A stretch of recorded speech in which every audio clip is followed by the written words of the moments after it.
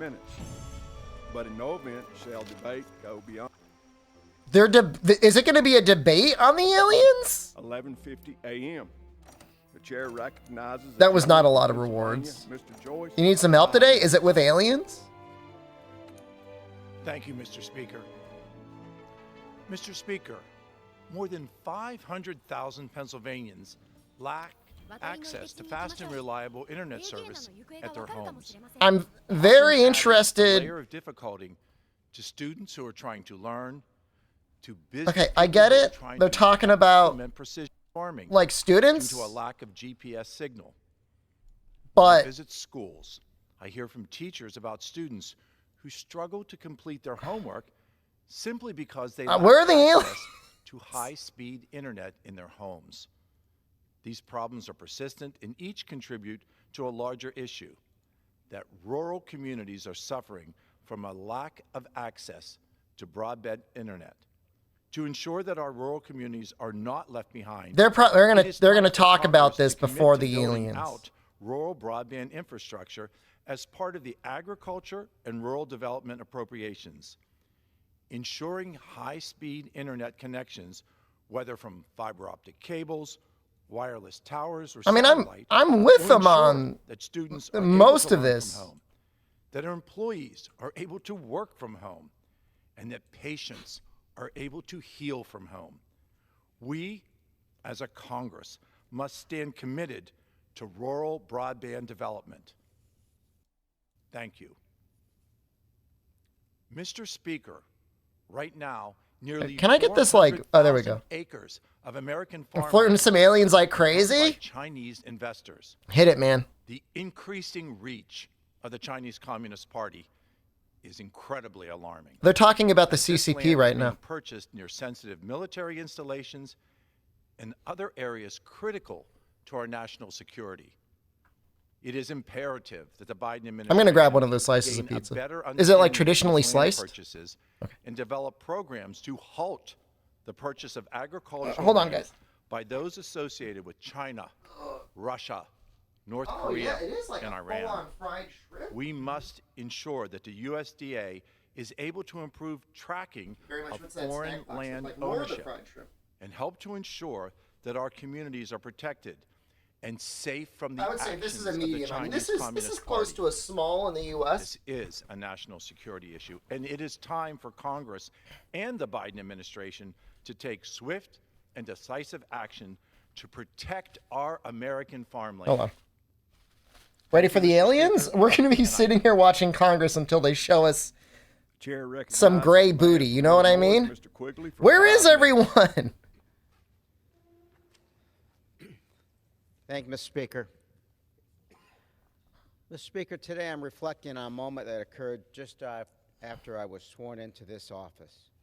My former Republican colleague, Mark Kirk, gave me some of the best advice that I've received. He said, in the end, anything that gets 3-year done badge? that is Just any wait good until you is see done in the middle through compromise. 5-year badge. It begs the question, are we currently in a position to Maybe the work aliens will together? bring us Can we effectively another badge. The fact is, right now, the occasions when we work together are few and far between. No established democracy in recent history. Thank you, though. Thank you for the 3 years. Polarized as ZMTL. the United States is now. A study from the National Bureau of Economic Research found that polarization in the U.S. has increased I might switch to more this one. dramatically since the late yeah. 1970s than in any other country they have That is been. tasty. And we are not just uniquely polarized on the world stage. We are also uniquely polarized in the context of our own history. One example, in 1960, 4% of Republicans. Why and is nobody 4% of like at Democrats Congress said right now? they would be Like, I know you may not be displeased required to if be their there, but son or like, shouldn't you daughter be there? married someone of the opposite party. In 2019, that number is 45% of Democrats said they would be unhappy if their child married a Republican, and 35% of Republicans said they'd be unhappy if their child married a Democrat. Well, the reasons are manifold. Americans today read less print than ever It's before. not 7 a.m. It's 10 They cannot a.m. pick and choose their own news, their own perspectives, and their own facts. Cable news channels that move They're going to be talking about aliens. keep their audiences engaged. We might have to go back to Monster Hunter, though, because, like, where are the aliens? To affirm our own thoughts. More people in the stream than in Congress. How other people come to their decisions. We just started the stream, too. Take responsibility for broadening our sources. You don't have Well, to seek out the opinions of extremists to do I was under the opinion that it was going to be aliens right away. News sources supporting All the local news not rewarding things that I read said, like, clicks. aliens today. Can get us all closer 16 gun, to thank you. more fact-based news. You ever see an alien? The rise of He social flies. He media would has see also one. heightened tensions and encourage extremism to flourish. In an environment where the loudest voices rise to the top, it is all too easy for Alien politicians and congressional elected officials to hearing. believe they too must be the loudest, most extreme voice. The words of our leaders have always carried significant weight. Congress to examine But in today's claims world U.S. of government is heightened harboring alien they have spacecraft. even more ability to shape the perceptions of our citizens. As leaders, we have a responsibility to cool the temperature of public discourse. House Oversight Committee's hearing is scheduled to begin now. Chosen to ramp up the temperature and exploit the tensions that exist. Dangerous, polarizing rhetoric is not the answer. It is poison. Ultimately, we have a responsibility to lead through example in how we address one another. Oh! After all, at a time of our Oh, hold greatest on. division, Sorry, I'm on the wrong page. It hasn't started yet, but...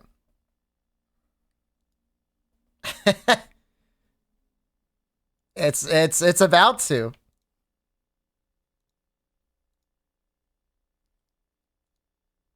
Yeah. Yeah, we got here just in time. Subcommittee hearing on unidentified anomalous Yay! or UAPs will come to order.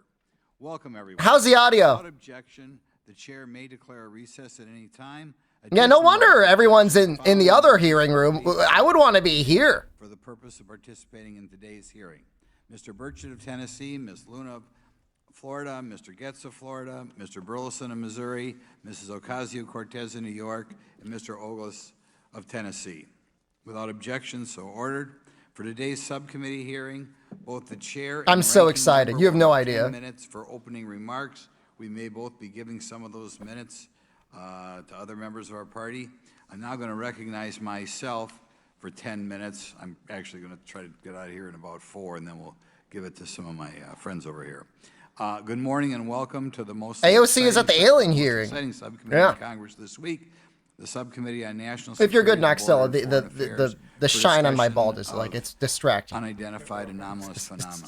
I'd like to thank the It's distracting me. It may not be personnel, distracting anyone else. There we go. Such as the witnesses. It's on not the how phone shiny today your head for is or how sharing their bald you is. stories It's the and how lighting. They've engaged UAPs, which has brought attention to this matter. Curiosity and speculation from all walks of life have generated interest in studying what UAPs are and what threats Call them they may UFOs. pose. I will say that when I was younger in school, I read a book, a 1966 book called Flying Saucers, Serious Business, and for a while, when I was a little bit younger, I thought it was the most important issue out there. The lack of transparency regarding UAPs, which was one of the themes of that book,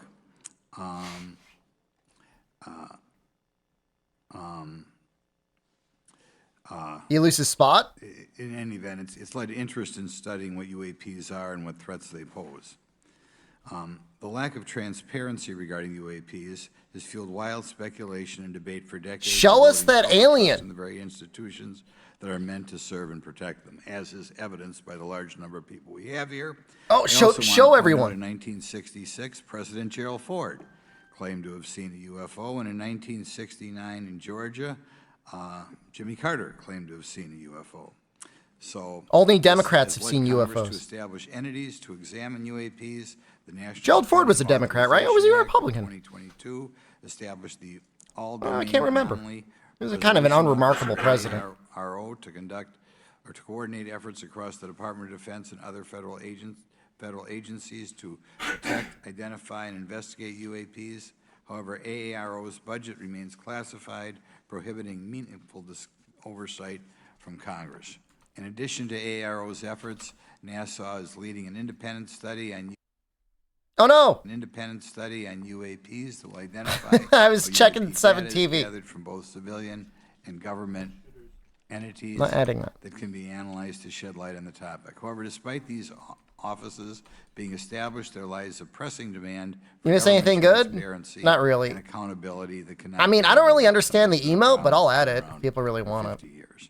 The Biden administration handling of the Chinese spy balloon that violated U.S. airspace is one example how the government is not prepared for these. The Biden administration's description of events has shown that the government continues not to be forthright. Between the Chinese balloon being shot down and 2 UAPs subsequently shot down following... It is funny that earlier those this year, Chinese the US balloons got government shut spent down. $1.5 million in taxpayer dollars on missiles, yet we have seen little clarity from the Biden administration. We must demand transparency from the Department of Defense, our That's intelligence right. community, and our defense industry on the UAP work. Biden, We're gonna if have some you've got questions those about that aliens, today. you have to show them Congress to us. recognizes the subject of UAPs is multifaceted and requires a careful, data-driven approach.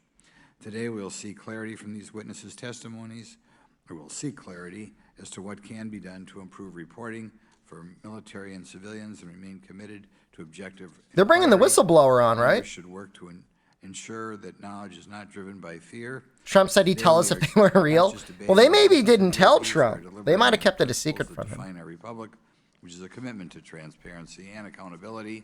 I look forward to hearing from. I feel like Obama would have said it too, but ways we can improve he didn't say government it. efficiency and He openness joked about when it. comes to UAPs. I thank each of you for your presence here today and for your dedication to safeguarding the interests of the American people. I look forward to your testimony.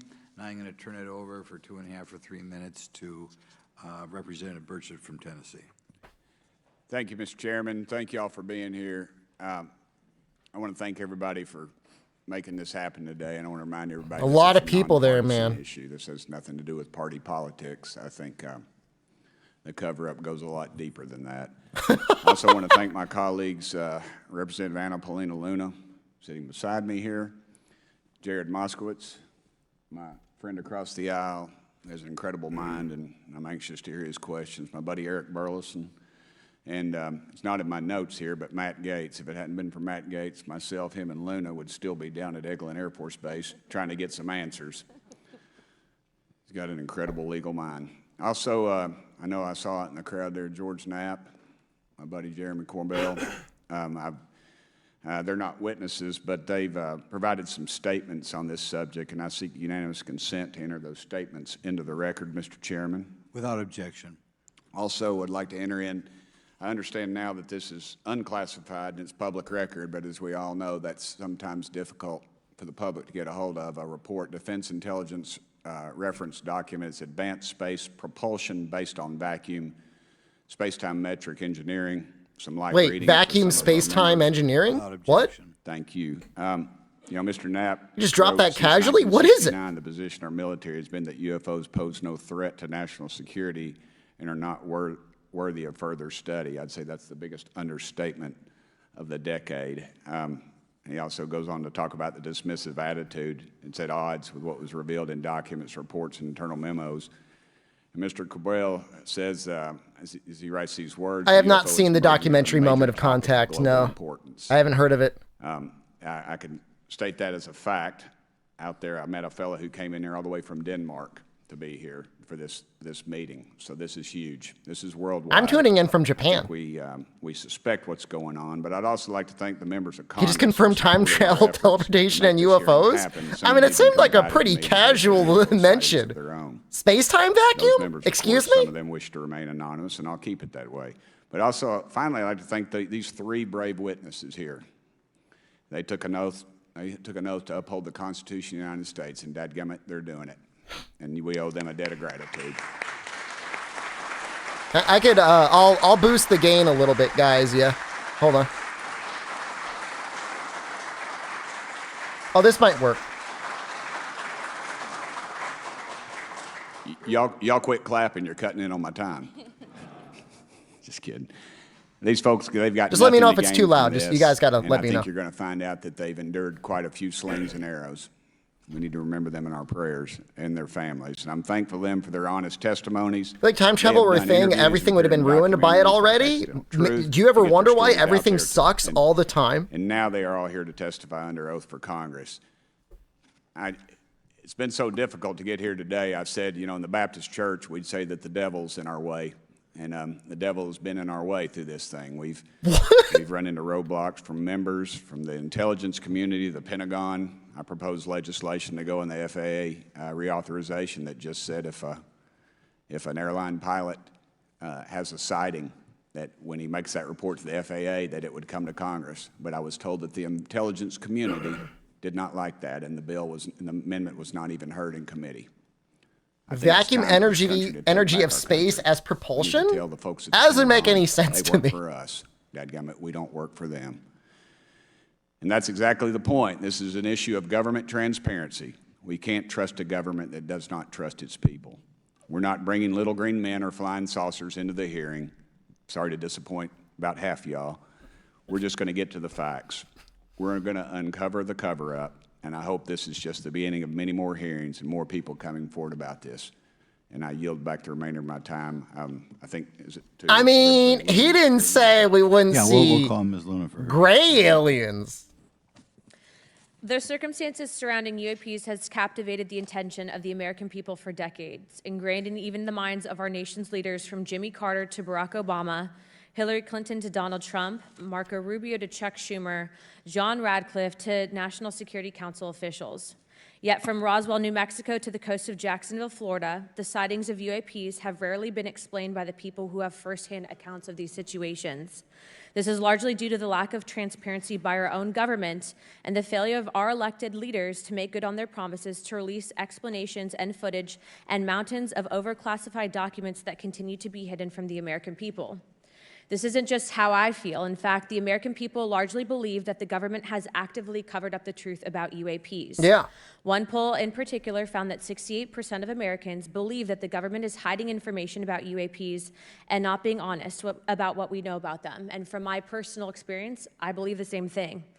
Another poll found that nearly half Americans believe that the federal government is doing a very bad or somewhat bad job of dealing with reports of UFO sightings. He was keeping them safe in his bathroom. Reference on the FAA bill that just went through, you can tell that that's that would make sense, actually, if those were the documents he was trying to keep secret. And eyewitnesses' accounts made by credible witnesses such as doctors, pilots, scientists, and active duty service members is unacceptable to continue to gaslight Americans into thinking that this is not happening or that the potential of intelligent life forms exists other than humans. Even more alarming is the fact that these eyewitnesses are many of times service members and have no assurance that their lives will not be negatively impacted or even harmed by their experiences.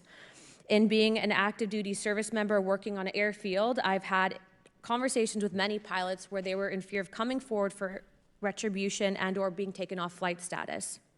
How do we know this? Because the government has said nothing to assure us otherwise. They have also did nothing to calm the concerns of over 20% of Americans who have reported to have seen UFOs or UAPs. We are simply told not to question the government and that the government has it under control.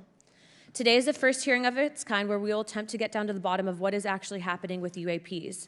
But we will hear from people who have had personal sightings rather than Pentagon bureaucrats who have always been sent to stonewall our investigations. Give us the real news. Just so that the press knows and the people know, we were even denied access to a classified briefing in a SCIF prior to this hearing due to the amount of hoops that we had to jump through to grant temporary clearance to witness Grush, who has knowledge of classified information. It is time to have an open-minded discussion on this topic, to hear the evidence and understand the magnitude of Stream is okay on my end. Not just for our nation, but for humanity. Thank you, Chairman. I yield back the rest of my time. Thank you very much, and I'd like to thank you and Mr. Burchett for bringing this topic to my attention. Now we'll recognize National Security Subcommittee Ranking Member Garcia. That's right, the Rev Rex. Go eat food. I just had a slice of pizza. Well, thank you, Mr. All Chairman. I got I is want this. to thank first our witnesses for joining us today. I want to begin by thanking you all for your service to our country. Nobody clip this. And for sharing your voices today and your courage to be here as well. To Mr. Graves, particularly grateful to you to spend some time that we had for you to share with candor some of your experiences, so I appreciate that as well. I do want to thank all the members of our subcommittee today and also those that are here and have waved on for their incredible interest in this issue. Artisanal grape juice I know that from the Central Valley of Chile. Brought it to this place today, and I want to thank you for that, as well as everyone else that's been engaged in this work. I also want to thank the oversight staff, who I know has been working very hard to ensure that today's hearing is serious, that it's transparent, and that it also provides appropriate answers, as our oversight body always demands. Now, it's really important that we're here in a bipartisan way to have this conversation, which really, to the heart of it, is about national security and key to the subcommittee's core purpose. This is the subcommittee on national security of the Oversight Committee. Now, our witnesses will testify today that UAPs Just let them pose testify. a serious safety threat, and we must understand this. More broadly, we're dealing Stop with real blue-balling questions us. that get to the heart of our faith in government. Faith in our institutions, as we all know, is at an all-time low. Partisanship and alternative facts make it too Do I have easy strong to doubt political narratives opinions? or On some insult our things I do. institutions. But this hearing will offer the public unique perspectives, building on years of reporting by both federal agencies and the independent media. Now, some of the earliest reporting on this issue They was should have a proof, groundbreaking nothing. 2017 I mean, it's New York firsthand Times testimony, report, but which revealed I think research some of as we them know have, now like, on unidentified anomalous phenomena, or photos or many call videos. UFOs, by the Defense Intelligence Agency. Mr. Graves and Commander Favor's experiences with UAPs have also been documented by the public, not just by the New York Times, but CNN and many other national news outlets. Now, the Office of the Director of National Intelligence has published. I think I public would trust the reports documenting CCP over UAPs, showing and us on June aliens 9, more than the US 2022, government. NASA announced that the agency is commissioning a study to, of course, examine unidentified anomalous phenomena. Now, the sheer number of reports, whistleblowers, and stories of unidentified anomalous phenomena should raise real questions and warrant investigation. They were and talking oversight. about And that's why we are here today. space Now, pilots have vacuum reported encounters propulsion? for years. Now, because of the stigma And they around just reporting dropped these that incidents, like we it still was don't have a complete nothing, and they picture just moved of actually on. what's going on. But that sounds like Particularly as kind our of like a witnesses will big testify deal. on the civilian Like we side, found a and that is way to real use problem space that we have vacuum in to the go country. fast. Now, it's very important that we show that Democrats and Republicans in Congress can come together in a bipartisan way to cut through misinformation and to look at the facts in a serious and thoughtful manner. If we are to advance oversight and public disclosure, we must also gain the broad support of the public. We will succeed getting facts out to the public faster if there is a broad public support as part of the process. Now, I understand fully the Department of Defense is hesitant to share information that could also undermine our national security by revealing information on the capabilities of our own aircraft, our sensors, and other sensitive material. At the same time, many people believe that we're withholding information from them, and that is dangerous also. I believe in openness and transparency. That is also the role of Congress. And I want to trust that the American people will be able to weigh the evidence and make up their own minds. Now, we have incidents where sensors, sometimes even multiple types of sensors, detect things that we cannot explain. UAPs, whatever they may be, may pose a serious threat to our military or civilian aircraft. And that must be understood. Now, my career and training as a longtime and career educator and teacher and researcher tell me that we should never rule anything out. We know that our space, of course, is vast and undiscovered. I also want to note that Mr. Sean Kirkpatrick, director of the All-Domain Anomaly Resolution Office, the component of the DoD office that investigates. I mean, it's UAP entirely data, possible has another testified country has before the Senate developed this year technology that his better than the unit has US. found no evidence of It's just extraterrestrial unlikely? activity. NASA has also stated that they don't have evidence of extraterrestrial life either, and we've heard this, of course, from some of our government agencies. And we should remind viewers and witnesses, which I think is really important, that we also cannot share classified information in public settings. But questions, of course, remain that people want to see data and information for themselves. The enormous interest in the hearing today underscores the importance of a fair and open look at the evidence from witnesses who can share their unique perspectives. Now, I know I certainly have a lot of questions, and I know that all the members of our committee do as well. We should come to this What's the hearing point with an of open having this mind. meeting if you We should can't not let our unclassify the existing UFO ideas document? restrict us on either side. I hear over and over from many agencies the stigma around reporting and investigating UAPs prevents us from getting real answers. We know that whistleblowers have reported harassment, intimidation, or stigma as well, and this is not acceptable. If people can't report incidents which would have national security or safety implications, then that also has serious consequences for us. As ranking member of this subcommittee, I know my job would be completely impossible if whistleblowers or others feel intimidated to come before this committee. We can't be afraid of asking questions, and we can't be afraid of the truth. I'm proud to say that this hearing builds upon bipartisan work by members of the House and Senate dating many years back, which is sought to increase awareness within the Department of Defense. 66.4 million and people more- have and to apparently mandate seen more aliens. Congress They say that of much or UAPs. believe in aliens? We know the Senate is taking up an amendment to their defense authorization bill, which will create a commission with broad declassification authority, and we should all That's a agree lot of that is an people. important step. Members of both parties and senior officials in multiple administrations have taken an interest in this issue, and we're proud to carry and build that confidence in the American people. This hearing will also not be the end of this discussion, but a new chapter and start to years and years of work that many folks, both in the public and within government. I mean, 20% of the U.S. population more reporting, not less, on UAPs. The more we believes they saw UFOs. I believe today they believe they saw it to the American people and with subject matter expertise. Our witnesses have a unique opportunity to share their perspective, just be a weather balloon and their experiences with the American people. Which is not to say that there aren't aliens. I'm just saying there's probably a lot of people that only saw a weather balloon. To follow the facts on behalf of our country. I also just want to say more broadly that we should look at this hearing and believe that everything is on the table as it relates to UAPs. I think an open mind is absolutely the best. I want to yield 2.5 minutes, the remainder of my time. I mean, not even the Chinese weather balloons, even just normal weather balloons. He also has been very much engaged in this issue, and I want to thank him for his leadership. Congressman. Thank you, Ranking Member Garcia. Thank you, Mr. Chairman. I want to thank Tim Burchett and Anna Paulina Luna for their leadership in pushing this hearing forward. I want to thank, obviously, committee staff and their very staff blue working suit on this on a bipartisan basis, because many Americans are deeply interested in this issue, and it shouldn't take the potential of non-human origin to bring us together. Additionally, I want to thank the witnesses for coming forward to share your perspectives, your thoughts, and the sightings of UAPs. Unlike other hearings many times in Congress, you're not here to help a political weather party, balloons are used constantly. You're here to share information with the American It's very people. important for getting And it's not something comprehensive weather in this information across the whole country. Spanned many administrations. For decades, many Americans have been fascinated by objects mysterious and unexplained, and it's long past time that they got some answers. The American Give us public the has a right answers. to learn about Stop technology blueballing us. of unknown origins, non-human intelligence, and unexplainable phenomena. Those are not the words of a UFO Twitter account. Though that is a direct quote from Majority Leader Chuck Schumer, that the American public has a right to learn about technologies of unknown origins, non-human intelligence, and unexplainable phenomena.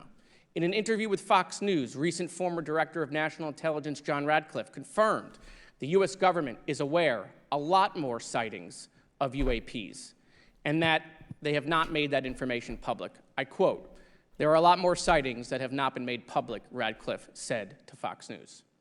For me, this hearing is about transparency. We unfortunately live in a time in which many people distrust government and our institutions, and overclassification of information away from the American public or even Congress contributes to today's politics.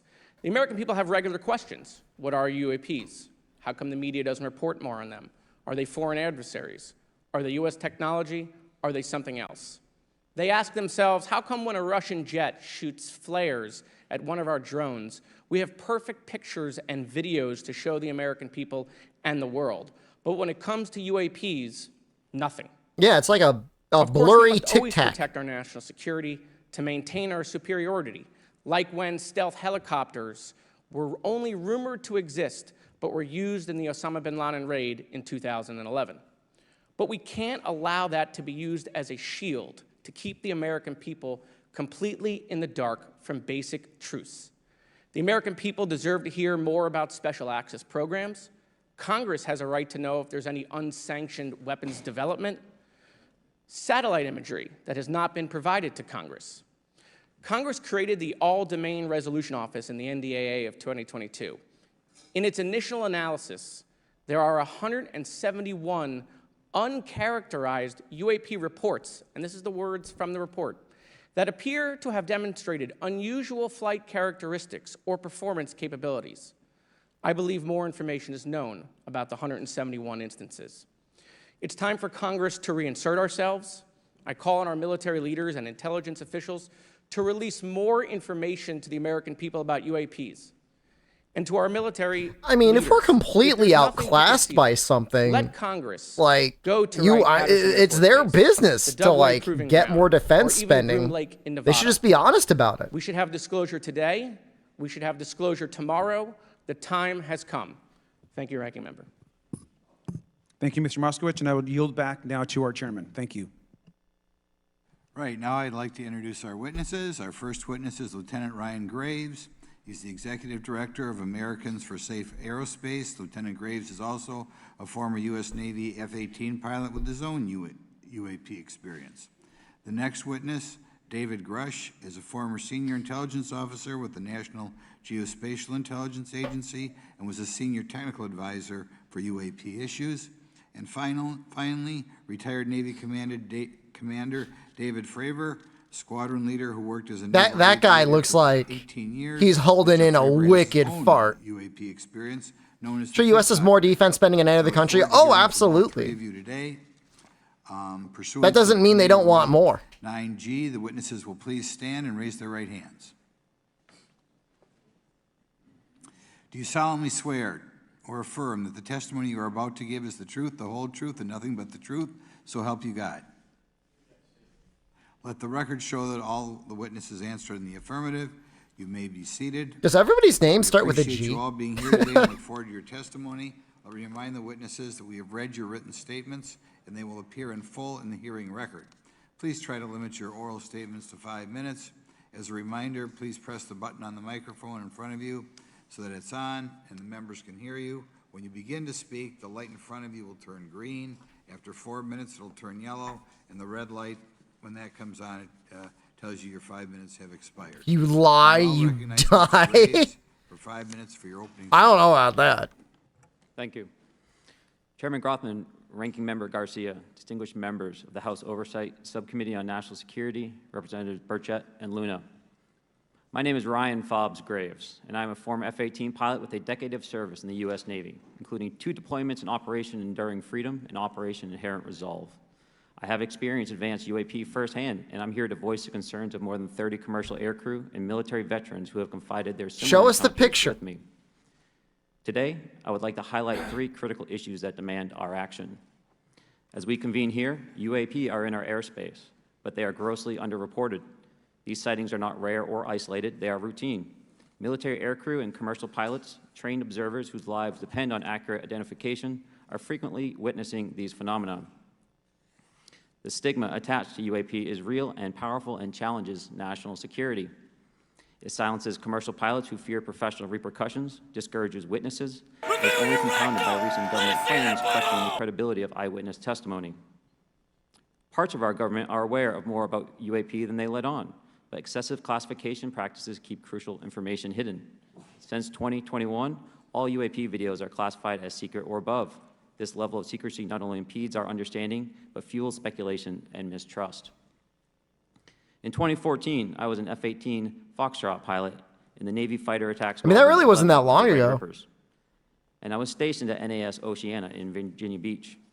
After upgrades were made to our jet's radar systems, we began detecting unknown objects operating in our airspace. At first, we assumed they were radar errors, but soon we began to correlate the radar tracks with multiple onboard sensors, including infrared systems, eventually through visual ID. During a training mission in Warning Area Whiskey 72, 10 miles off the coast of Virginia Beach, 2 F-18 Super Hornets were split by a UAP. The object, described as a dark gray or a black cube inside of a clear sphere, came within 50 feet of the lead aircraft. A cube inside a 15 feet sphere? in diameter. The mission commander terminated the flight immediately and returned to base. Our squadron submitted a safety report, but there was no official acknowledgement of the incident and no further mechanism to report the sightings. Soon, these encounters became so frequent that aircrew would discuss the risk of UAP as part of their regular pre-flight briefs. Recognizing the need for action and answers, I founded Americans for Safe Aerospace. The organization has since become a haven for UAP witnesses who were previously unspoken due to the absence of a safe intake process. More than 30 witnesses have come forward, and almost 5,000 Americans have joined us in the fight for transparency at safeaerospace.org. The majority of witnesses are commercial pilots at major airlines. Often, they are veterans with decades of flying experience. Pilots are reporting That's messed up. altitudes that appear above them at 40,000 feet, potentially in low Earth orbit or in the gray zone below the Kármán line. Making The gray zone? maneuvers like right-hand turns and retrograde orbits or J-hooks. Sometimes these You'd think reports some are confirmed passengers would with see it numerous recent too. sightings north of Hawaii and in the North Atlantic. Other veterans are also coming forward to us regarding UAP encounters in our airspace and oceans. The most compelling involve observations of UAP by multiple witnesses and sensor systems. I believe these accounts are only scratching the surface, and more will share their experiences once it is safe to do so. In closing, I recognize the skepticism surrounding this topic. If everyone could see the sensor and video data I witnessed, our national conversation would change. I urge us to put aside stigma and address the security and safety issue this topic If we're seeing goddamn cubes floating around in spheres, I think that picture should be out there. If it is there. something else, it is an issue for science. Zeke, hello. In either case, unidentified objects are concerned for flight safety. The American people deserve to know what is happening in our skies. It is long overdue. Thank you. We're talking about cubes floating around in spheres? Mr. Chairman, ranking members and congressmen, thank you. I'm happy to be here. This is an important issue, and I'm grateful for your time. My name is David Charles Grush. I was an intelligence officer for 14 years, both in the U.S. Air Force, both active duty, Air National Guard, and Reserve, at the rank of How's the major, stream and going? most recently, from 2021 We're listening about aliens. Or excuse me, 2023. At the National Geospatial Intelligence Agency, NGA, at the GS-15 civilian level, which is the military equivalent of a full bird colonel. I was my agency's co-lead in unidentified anomalous phenomena and transmedium object analysis, as well as reporting to the UAP task force. Transmedial what analysis? And eventually, once it was established, the All-Domain Anomaly Resolution Office. All-Domain Anomaly Resolution Office? Through a PPD 19 urgent concern filing in May 2022 with the Intelligence Community Inspector General.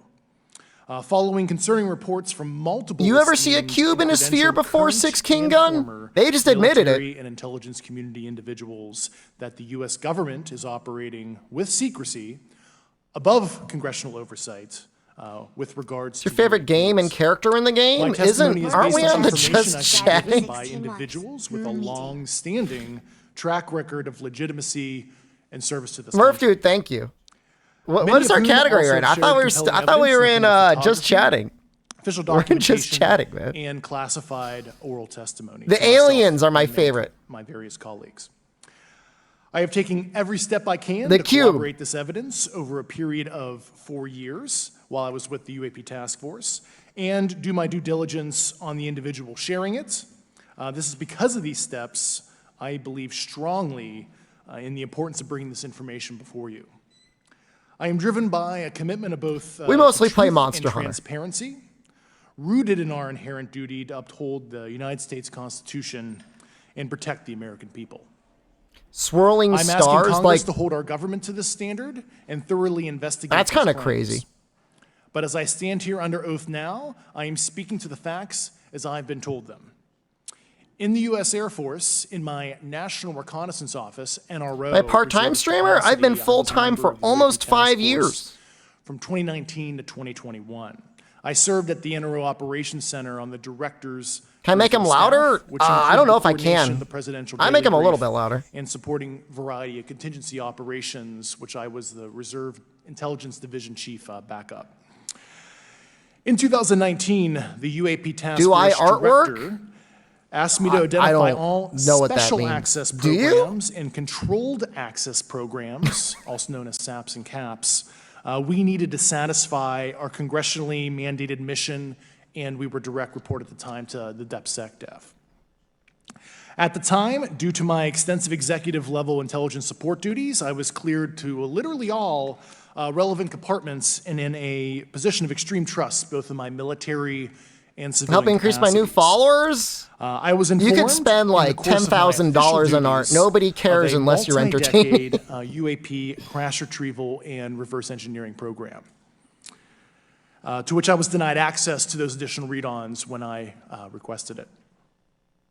I made the decision, based on the data I collected, to report this information to my superior, not diminishing art, and multiple inspectors general, and in effect becoming a whistleblower. Disband them? Okay. As you know, I've suffered retaliation for my decision. I was actually trying to talk. But I am hopeful that my actions will ultimately lead to a positive outcome of increased transparency.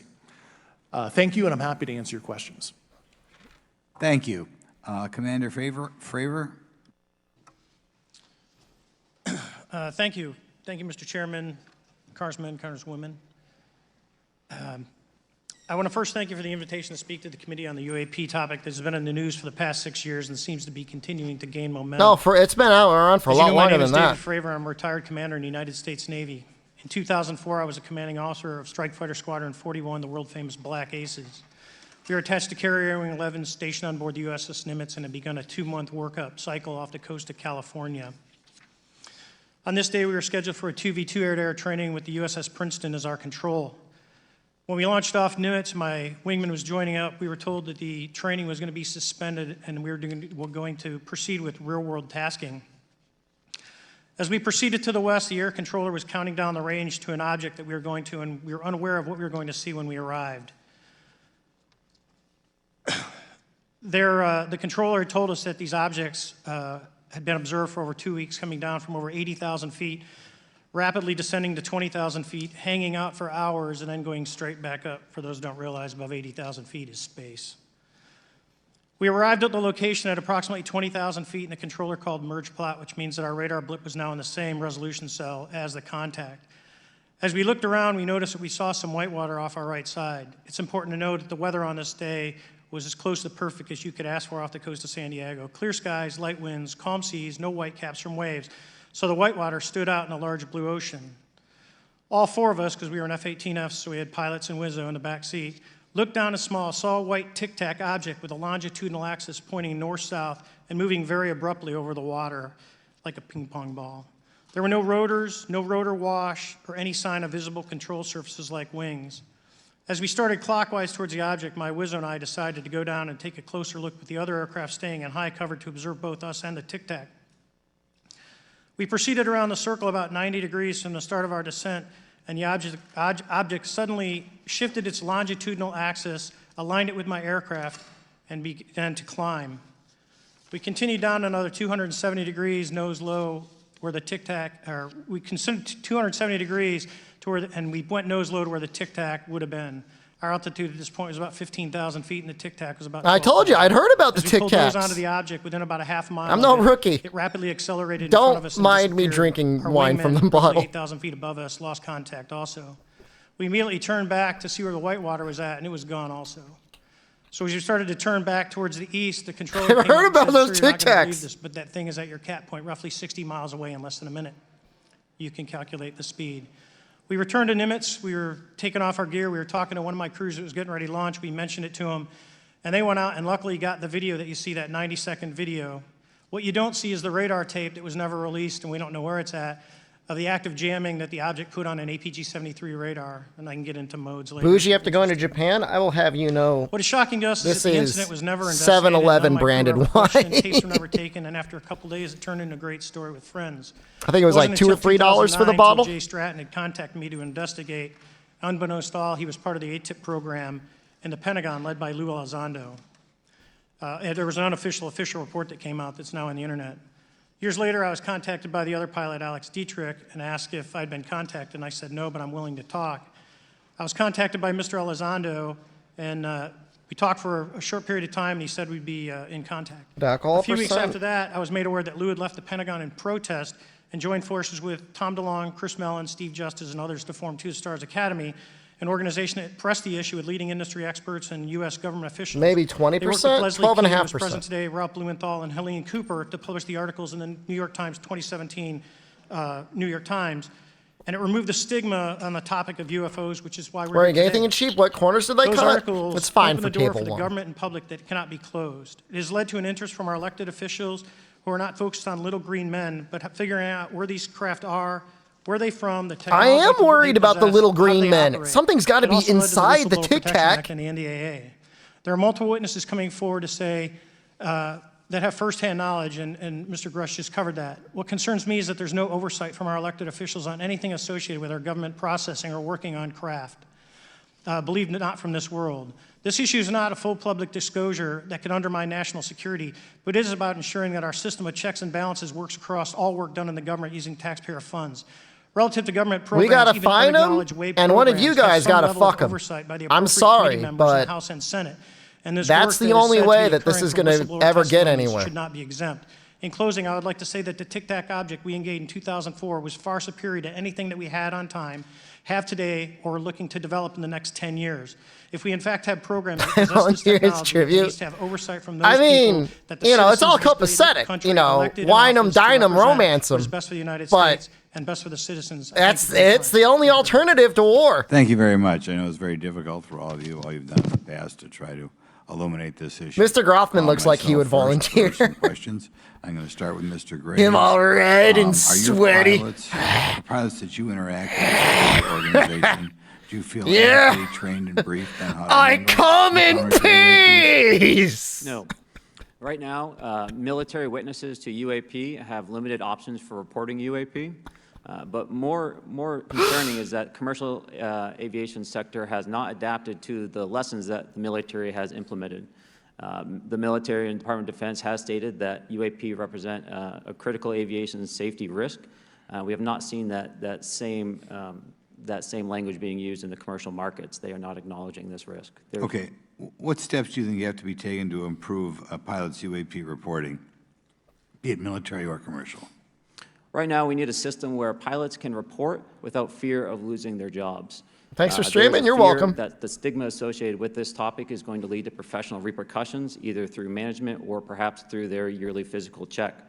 So having a secure system, reducing the stigma, and making whistleblowers usually get screwed over. Reduce the concerns that aircrew have.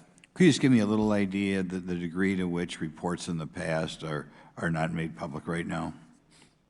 Well, I don't think there has been a proper reporting system to gather those reports and thus not report them.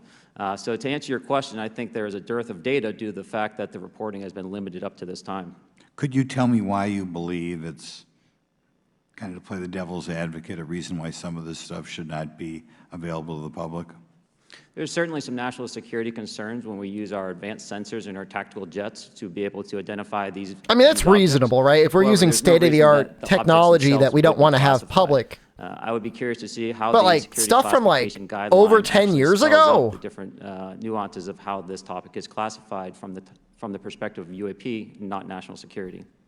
I'll give you a follow-up on that. Assuming that there are reasons why not all this should be made public, this has been around for a long period of time. Can any of the three of you think of any reason why anything related to UAPs, say 15 years and back, should not be immediately made public? I think one of it is acknowledging a vulnerability, both from a collection and I'll just say a countermeasure perspective. So it's that we haven't cracked for many years. Yeah. Even say 20 years back. Is there any reason why, when you go back that far, things shouldn't be made public? Unless it shows a specific national security vulnerability as it relates to a weakness in a particular defense system. Okay, Mr. Fravor, the TikTok incident that you were engaged occurred in 2004. What kind of reporting took place after that incident? None. We had a standard debrief where the backseaters went down to our carrier intel center. And that's insane. And that was it. No one else talked to us. No one talked about it. Nobody wanted to follow up on it. The captain was aware. The admiral was aware. Nothing was done. Did your commanding officers provide any sort of justification? No, because I was the commanding officer of the squadron, so no. Was this incident the only UAP event that you encountered while you were a pilot? Yes, it was. Okay. This is for any one of you. Based off of each of your experiences and observations, do you believe UAPs pose a potential threat to our national security? I'll do it. Yes, and here's why. The technology that we faced was far superior than anything that we had, and you could put that anywhere. If you had one, you captured one, you reverse engineered it, you got it to work, you're talking something that can go into space, go someplace, drop down in a matter of seconds, do whatever it wants, and leave, and there's nothing we can do about it. Nothing. Holy shit. Well, I would also like to add, from a commercial aviation and military aviation perspective, we deal with uncertainty in our operating space as a matter of our professional actions. Identifying friend from foe is very important to us. And so when we have unidentified targets and we continue to ignore those due to a stigma or a fear of what it could be, That's an opening that our adversaries can take advantage of. What steps should be taken to better understand and respond to UAP encounters in the interest of national security? There needs to be a location where this information is centralized. You need to take it at processing, face and there needs value, to be a Dat. two-way So, I mean, is communication it loop so fear that mongering? Does operators he on the front believe end it? have Is this feedback all and can a get dog and best pony practices on how to show process that information, is actually what to do, military motivated to and get ensure that more their funding reporting in is the being long listened to. run? Right now, And there's again, not a somebody's lot like, of they already back and have so much funding. Do Grush, they need more? They in your always need complaint more. to the Intelligence Community Inspector, Inspector General, you claim that you believe information is being hidden. What kind of information do you think was hidden, and do you think it should remain hidden? Yes, I can speak to that very briefly in unclassified manner. As you know, the preponderance of my complaint was classified to the intelligence communities. But, there's another stance that says, no, they are real, and these are people that are speaking out saying that it's being hidden because the U.S. doesn't want to present itself as being militarily vulnerable in any way. So, I mean, both are possible. Thank you very much. Now we'll go to Mr. Could be Garcia. we did capture a UFO, and thank it you all was for true, your and now service it's and for not testifying true today. anymore. Want to just talk about UAPs as it relates to what we're seeing in pilots' interaction with UAPs. Particularly, Mr. Graves, one of the, I think, concerns that for members of this committee is this idea that pilots, there's no system to actually report UAPs and the stigma around pilots. And so can you just briefly, you mentioned that you're working with 30 pilots right now that have had encounters with UAPs, but you've also, I believe, discussed and know of many more pilots. This is just those that you're currently working with. Is that correct? Can you expand on that? Certainly. I'll break that down in two ways. First, when we were first experiencing these objects off the eastern seaboard in the 2014 to 2015 time period, anyone that had upgraded their radar systems were seeing these objects. So there was a large number of my colleagues that were detecting these objects off the eastern seaboard. They were CIA doesn't need to distract anyone because they always are doing stuff and many of them also shady. had their own eye sightings as well of these objects. Now, that was our personal. They didn't get shut down after Iran-Contra. They won't get shut down for anything. As I've engaged this topic, others have reached out to me to share their experiences, both on the military side as well as the commercial aviation side. On the military aviation side, veterans that have recently got out have shared their stories and have expressed how the objects we were seeing in 2014, 2015 continued all the way to 2019, 2020, and beyond. And so it became a generational issue for naval aviators on the eastern seaboard. This was something we were briefing to new students. This is something that was included in the notice to airmen to ensure that there was no accidents. And now with commercial aviators, they are reaching out because they're having somewhat similar experiences as our military brothers. As part of training now? But they do not have yeah, you're going to see some aliens that they can send us to. And let me just add, both to Mr. Fravor as well as Mr. Graves. That's wild, man. For reporting.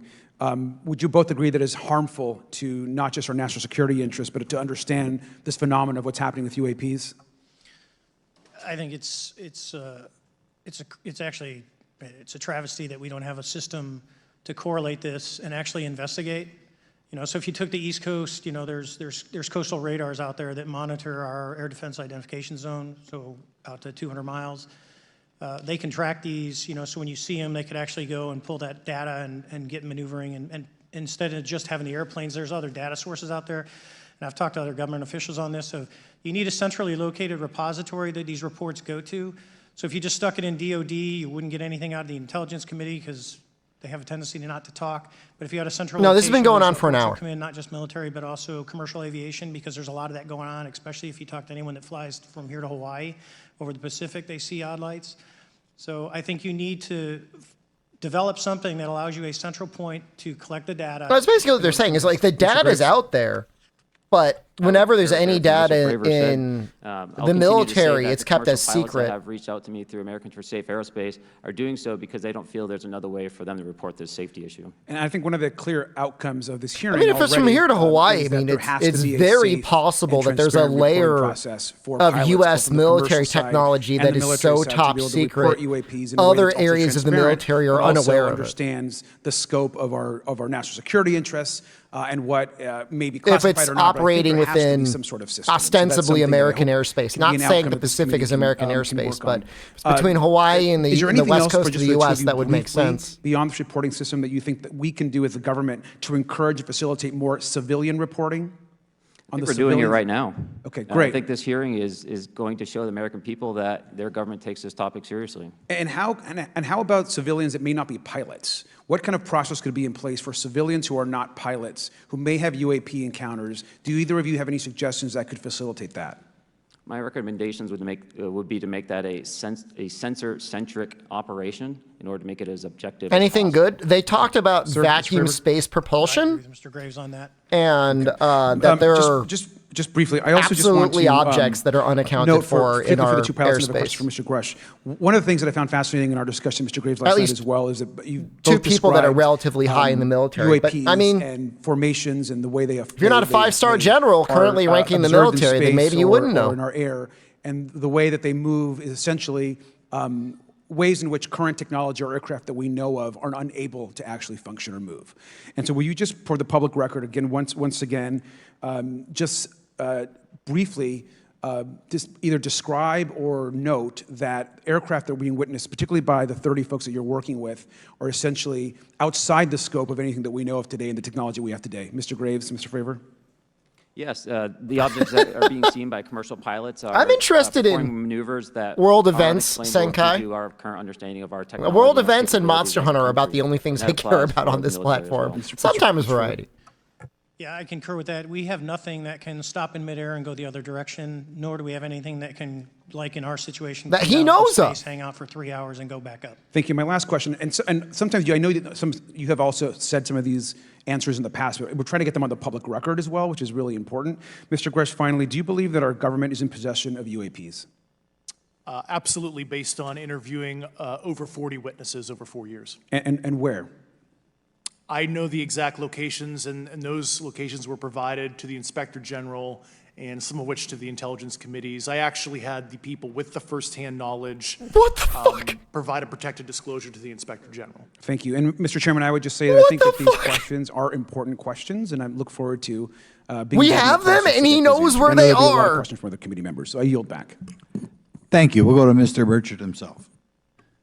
Thank you, Mr. Chairman. Thank you, Mr. Garcia. I would like to have you on my legislation to do just that on the reporting, and we'll get together on that. Maybe you can be my co-sponsor on that. That'd be really cool. Show the alien hole, man. If they got the UAP, then they got the alien Graves, inside. Again, I'd like to know, how do you know that these were not our aircraft? Some of the behaviors that we saw in a working area, we would see these objects being at 0.0 Mach, that's 0 airspeed, over certain pieces of the ground. So what that means, just like a river, if you throw a bobber in, it's going to float downstream. These objects were staying completely stationary in Category 4 hurricane winds. These same objects would then accelerate to supersonic speeds, 1.1, 1.2 Mach, and they would do so in very erratic. They would be unmanned? Behaviors that I don't have an explanation for. Okay. Have you spoken to commercial and military You're getting moved to the back of the list of people that get to have seen sex these with the off of our alien. East Coast? I have. Okay. Mr. Fravor, I noticed that in the Tic Tac video, it's Tic Tac like the candy, not TikTok like the Chinese Communist app. What That's the correct. fuck? Yes, Shut sir. I up, just wanna make Burchett. that, because my daughter corrected me on that and called me a boomer and said, "Hey, boomer," and I said, "No, baby, it's Tic Tac like the candy. You're gonna have to just look it up." And but now I would also like to say today is a day of many firsts. It's a miracle that we're having this meeting, and it's also a miracle that my wife has put up with me for 9 years today. Today is my anniversary, so I want to tell my wife happy anniversary and that I love her very much. As she likes to say, this 9 years have been the best 2 years of her life. So, thank you. Mr. Fravor, what astonished you the most about the flight capabilities of these Tic Tac, very briefly? The performance, absolute performance. It was. And you're not aware of any other objects that anybody in the world has, in this world, that has those capabilities? No, I think it's far beyond actually our material science that we currently possess. Are you aware of any other reconnaissance platforms that have tracked or recorded the Tic Tac's maneuvers, maybe the NORAD system or any of the others? I am not. Okay. Mr. Grush, thank you for being here, brother. Thank you all very much. Have you faced any retaliation or reprisals for any of your testimony or anything on these lines? I mean, Code, they may not even I have to be care. careful what I say in detail because there is an open whistleblower reprisal investigation on my behalf, and I don't want to compromise that investigation by providing anything that may help provide somebody information. But it was very brutal and very unfortunate, some of the tactics they used to hurt me both professionally and personally, to be quite frank. Yeah.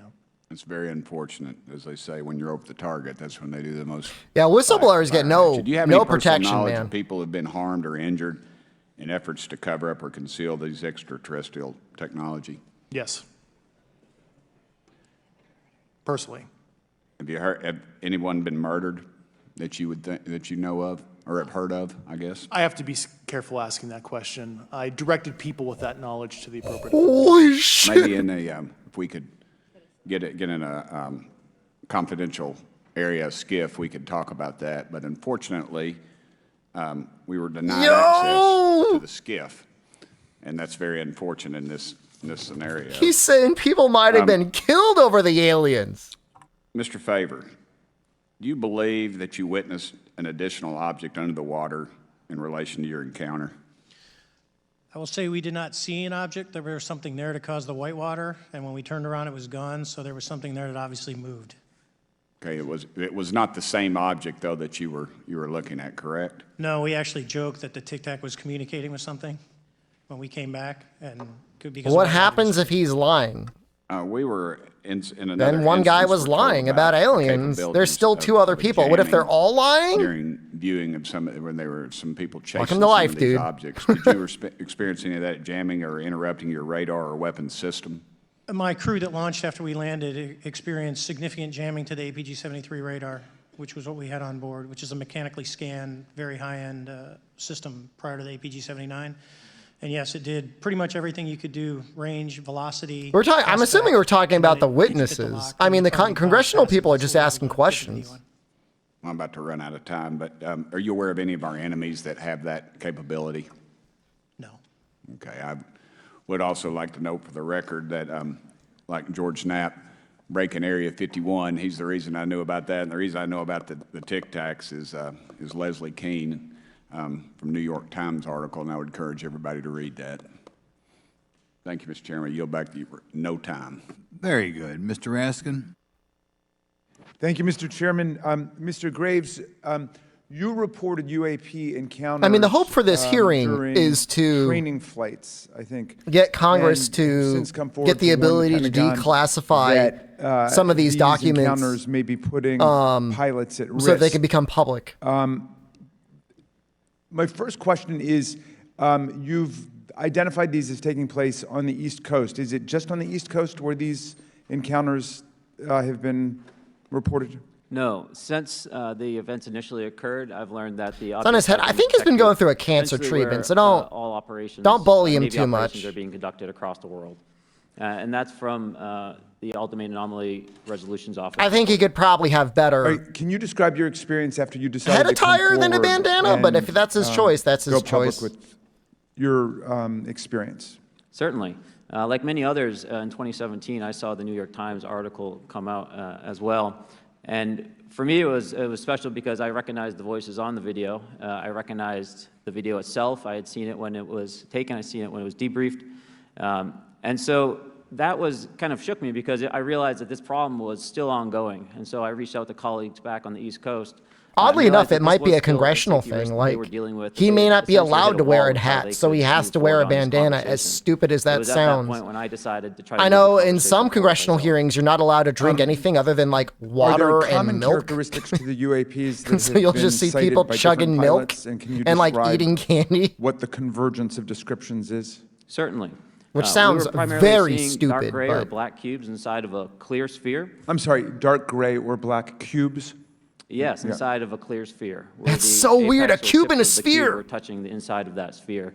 And that was primarily what was being reported when we were able to gain a visual tally of these objects. And that occurred over almost 8 years. And as far as I know, it's still occurring. So I take it that you're arguing what we need is real transparency and a reporting system so we can get some clarity on what's going on. out there, because there are many pilots in your situation, but we It's not a cube should sphere. have a way of developing a systematic It's a cube inside a inventory sphere. of all of It's a such sphered encounters. Is that cube. right? Yes, and I think we need both ranking transparency and the member, reporting. We that's have like reporting, a- but we need to make sure that for this information is committee, promulgated to commercial You're a aviation ranking member as on the well as committee, rest so of there's the probably population. only like 12 people on the committee. Mr. Grush, what about you? What was your experience after you came forward? He might be the highest ranking member from the Democrats it's on the only been party, about on 2 the months or committee. So I guess my experience has been overwhelming support from former colleagues of mine that have privately messaged me, and I do appreciate that. But I do have knowledge of active planned reprisal activity against myself and other colleagues, and it's Was it always the very U.S.? upsetting to me. Coming from where? I Certain senior mean, leadership at previous agencies. we're the I was associated with. ones with, And that's all. like half the defense spending in the world. Okay. So we've got Well, the I hope military you resources out understand there. that, there would be bipartisan rejection of any attempt to vilify, demonize, or engage in other reprisals against our witnesses and people who are telling the truth. People's from their Republic of perspective. China is probably not going to have a committee colleagues on of it. mine that were brutally administratively attacked, and actually Russia's makes me probably very not going to have a upset committee on it. as a North leader Korea is not see going to have a that committee happen on to it. Other coworkers and actually superiors of mine over the last 3 years. How do you account for that response? That seems like a bizarre response. I call it administrative terrorism. That's their quiver, their tool in the toolbox to silence people, especially. The career government service cares about their career, cares about their clearance, their reputation. I'm not saying anything, but it was right around the time I started knocking on the door at the Connecticut Department of Transportation about the highways Mr. that Fravor, what about COVID-19 you? started going What has your around experience the been world. since you've come And I forward with can't your believe that it would ever be Connecticut's responsibility for unleashing the virus, but the timelines are nearly identical. We'll be retiring from the military as 05s or 06s. And all my friends that are very senior, 3 and 4 stars, I've talked to them. They believe, they understand there's a problem. But no, I think we spend more in the military than anything else. And what is your general interpretation of these phenomena? Or what is your current thinking of trying to make sense of them? Well, I'll say, I'm not like a UFO fanatic. It's not me. But I will tell you that what we saw with 4 sets of eyes over a 5-minute period, still, there's nothing, we have nothing close to it. It was amazing to see. I told my buddy I wanted to fly it, but yeah, it's just an incredible technology. All right, Mr. Chairman, thank you very much. I'll yield back to you. Thanks. On to Ms. Luna. Mr. Grush, in speaking to you yesterday, I just wanted to follow up on Representative Raskin's questions. In the last couple of years, have you had incidences that have caused you to be in fear for your life? Oh my for God. Addressing these issues? Yes, personally. Okay. Yeah. I just want everyone to note that he's coming forward in fear of his life. To put in perspective, if they were really not scared about this information coming out, why would someone be intimidated like that? To your knowledge, are NHIs working with adversarial foreign governments in either technology exchange programs? Well, I think what they're saying is like any actual radar technology, any radar reports, or you had people come forward to present actual video documentation has been put under secret classification at least. Okay, on the 19th of April, Dr. Kirkpatrick, head of Aero, had said that he did not find any evidence of UAPs. Tax money is going to hearings about aliens? Oh, we've got plenty of money for stuff like this. Briefed him on information that you were uncovering, but that he did There's not more follow up with people you. at this committee Were the items hearing that you than are divulged to actually in him Congress to today. National security? Yes, him and I had a classified conversation in April 2022 before he took over Aero in July 2022, and I provided him some concerns I had. Do you know why he might not have followed up with you? Unfortunately, I cannot read his mind. I wish he did. I was happy to give sage counsel to him on where to look when he took the helm. Yeah, I mean, I don't think it's fair that everyone's and then like my bullying last the question for you committee before I or move to like Mr. bullying Graves these guys for is, coming you forward received because prior like approval from the even if Defense they're Department to lying, speak like on they're certain issues. definitely putting themselves Correct, through DOPSR, politically, DoD professionally, publication and security even their review, family and members in just wanna danger remind by coming the forward and public, talking about They're this. just looking from a security perspective. If it's These are my 100% personal lies, views okay, and yeah, they're going to get opinions screwed and they about deserve it. Okay, I'm But asking that though. presumably mainly because I there's think secret there are many documentation that people can be would like to corroborated discredit by you. So some of the it does people on the bring a certain committee. amount of credibility to your testimony. I'm required by law to do that as a former intelligence officer, or I go to jail for revealing classified information. Yeah, we don't want you to Yeah. go to jail. My next question would actually be for Mr. Graves. Dude, unlucky, they dropped it right in the Can you beginning. please explain to me in detail the event that occurred at Vandenberg Air Force Base? Certainly. No, the guy in the middle, man, In he the seems like 2003 genuinely timeframe, nervous. A large group of Boeing contractors were operating near one of the launch facilities at Vandenberg Air Force Base when they observed a very large 100-yard sided red square approach the base from the ocean and hover at low altitude over one of the launch facilities. This object remained for about 45 seconds or so before darting off over the mountains. There was a similar event within 24 That's hours what later in the evening. looks like. This was a morning event. I need to find an alien to make me real 8:45 bald. in the morning. Later in the evening, post-sunset, there were reports of other sightings on base, including some aggressive behaviors. These objects were approaching some of the security guards at rapid speeds before darting off. Are you looking at And this aliens? is information that was received through one of the witnesses that have approached me at Americans for Safe Aerospace. Was this documented in any official form, whether it was a police blotter? Yes, they had official documentation and records from the event that the witness held over the years. And I'm not going to ask you to do it right now for time reasons, but you'd be able to sketch what was witnessed, correct? And have you seen that before on any Papa other makes me equipment uncomfortable. and/or during your flight time? I have not seen what they've described. This object was estimated to be almost the size of a football field, and I have not seen anything personally that large. Okay, and then another question on follow-up referencing the gimbal video Go Fast incident. Can you just clarify, because to our understanding, the footage was actually cut off at a certain point, but what happens at the end of that video, just for those Americans specifically there that are wanting to know about the rest of that footage? Certainly. There was some uncertainty or instability with the object. It seemed to rock a bit, and that's the last I had seen of the video. Much of the data that I would Actually, you would be think there'd be analyzed would more consist of radar data that would higher provide precise resolution schematics on the object, as well as the civilian field objects that are footage from people that are flying Okay, and commercial follow-up, flights. in regards to the reporting Hawaii. procedures that Mr. Garcia had addressed on, as well as Representative Burchett, with the FAA, to your understanding, pilots that are seeing this, commercial airline pilots, are they receiving cease and desist letters from corporations for coming forward with information in regards to safety? Because you'd think like for the potential UFO airline wouldn't just be in passengers? front I of have the been made airplane; privy to, they'd be on the conversations with sides. commercial aviators who have received cease and desist orders. So the American public should know that corporations are putting their own reputations on the not the line, but ahead of the safety of the American people. And I think, would you agree with that statement? It appears so. Okay. And I guess this would be my last, oh, I'm out of time. I yield. I'll be back. Good. Mr. Moskowitz. Thank you, Mr. Chairman. Gentlemen, let's talk about the laws of physics for a second. Mr. Graves and Commander Favor, I heard you talk about speed. When those objects broke the sound barrier, did they make a sonic boom? I was in a jet. You can't hear anything. It's kind of loud in there. Yeah, you're not able to actually personally tell within the vehicle. I will say the objects that we were seeing, they were spherical, and they were observed up to Mach 2, which is a very non-aerodynamic shape. What about G-forces? Let's talk about G-forces of those vehicles. Could a human survive those G-forces with known technology today? No. No, not for the acceleration rates that we observed. Okay.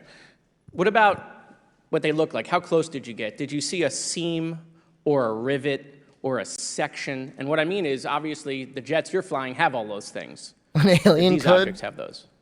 Could be a drone. I didn't have the detail to be able to tell that. So we got within a half mile of Tic Tac, which people say that's pretty far, but in airplanes, that's actually relatively close. No, it was perfectly white, smooth, no windows, although when we did take the original FLIR video that is out there, when you put it on a big screen, it actually had two little objects that came out of the bottom of it. But other than that, no windows, no seams, no nothing. Mr. Grush, as a result of your previous government work, have you met with people with direct knowledge or have direct knowledge yourself of non-human origin craft? Yes, I personally interviewed those individuals. Mr. Grush, as a result of your previous government work, have you met with people with direct knowledge or have direct knowledge yourself about ATs, advanced technologies that the U.S. government has?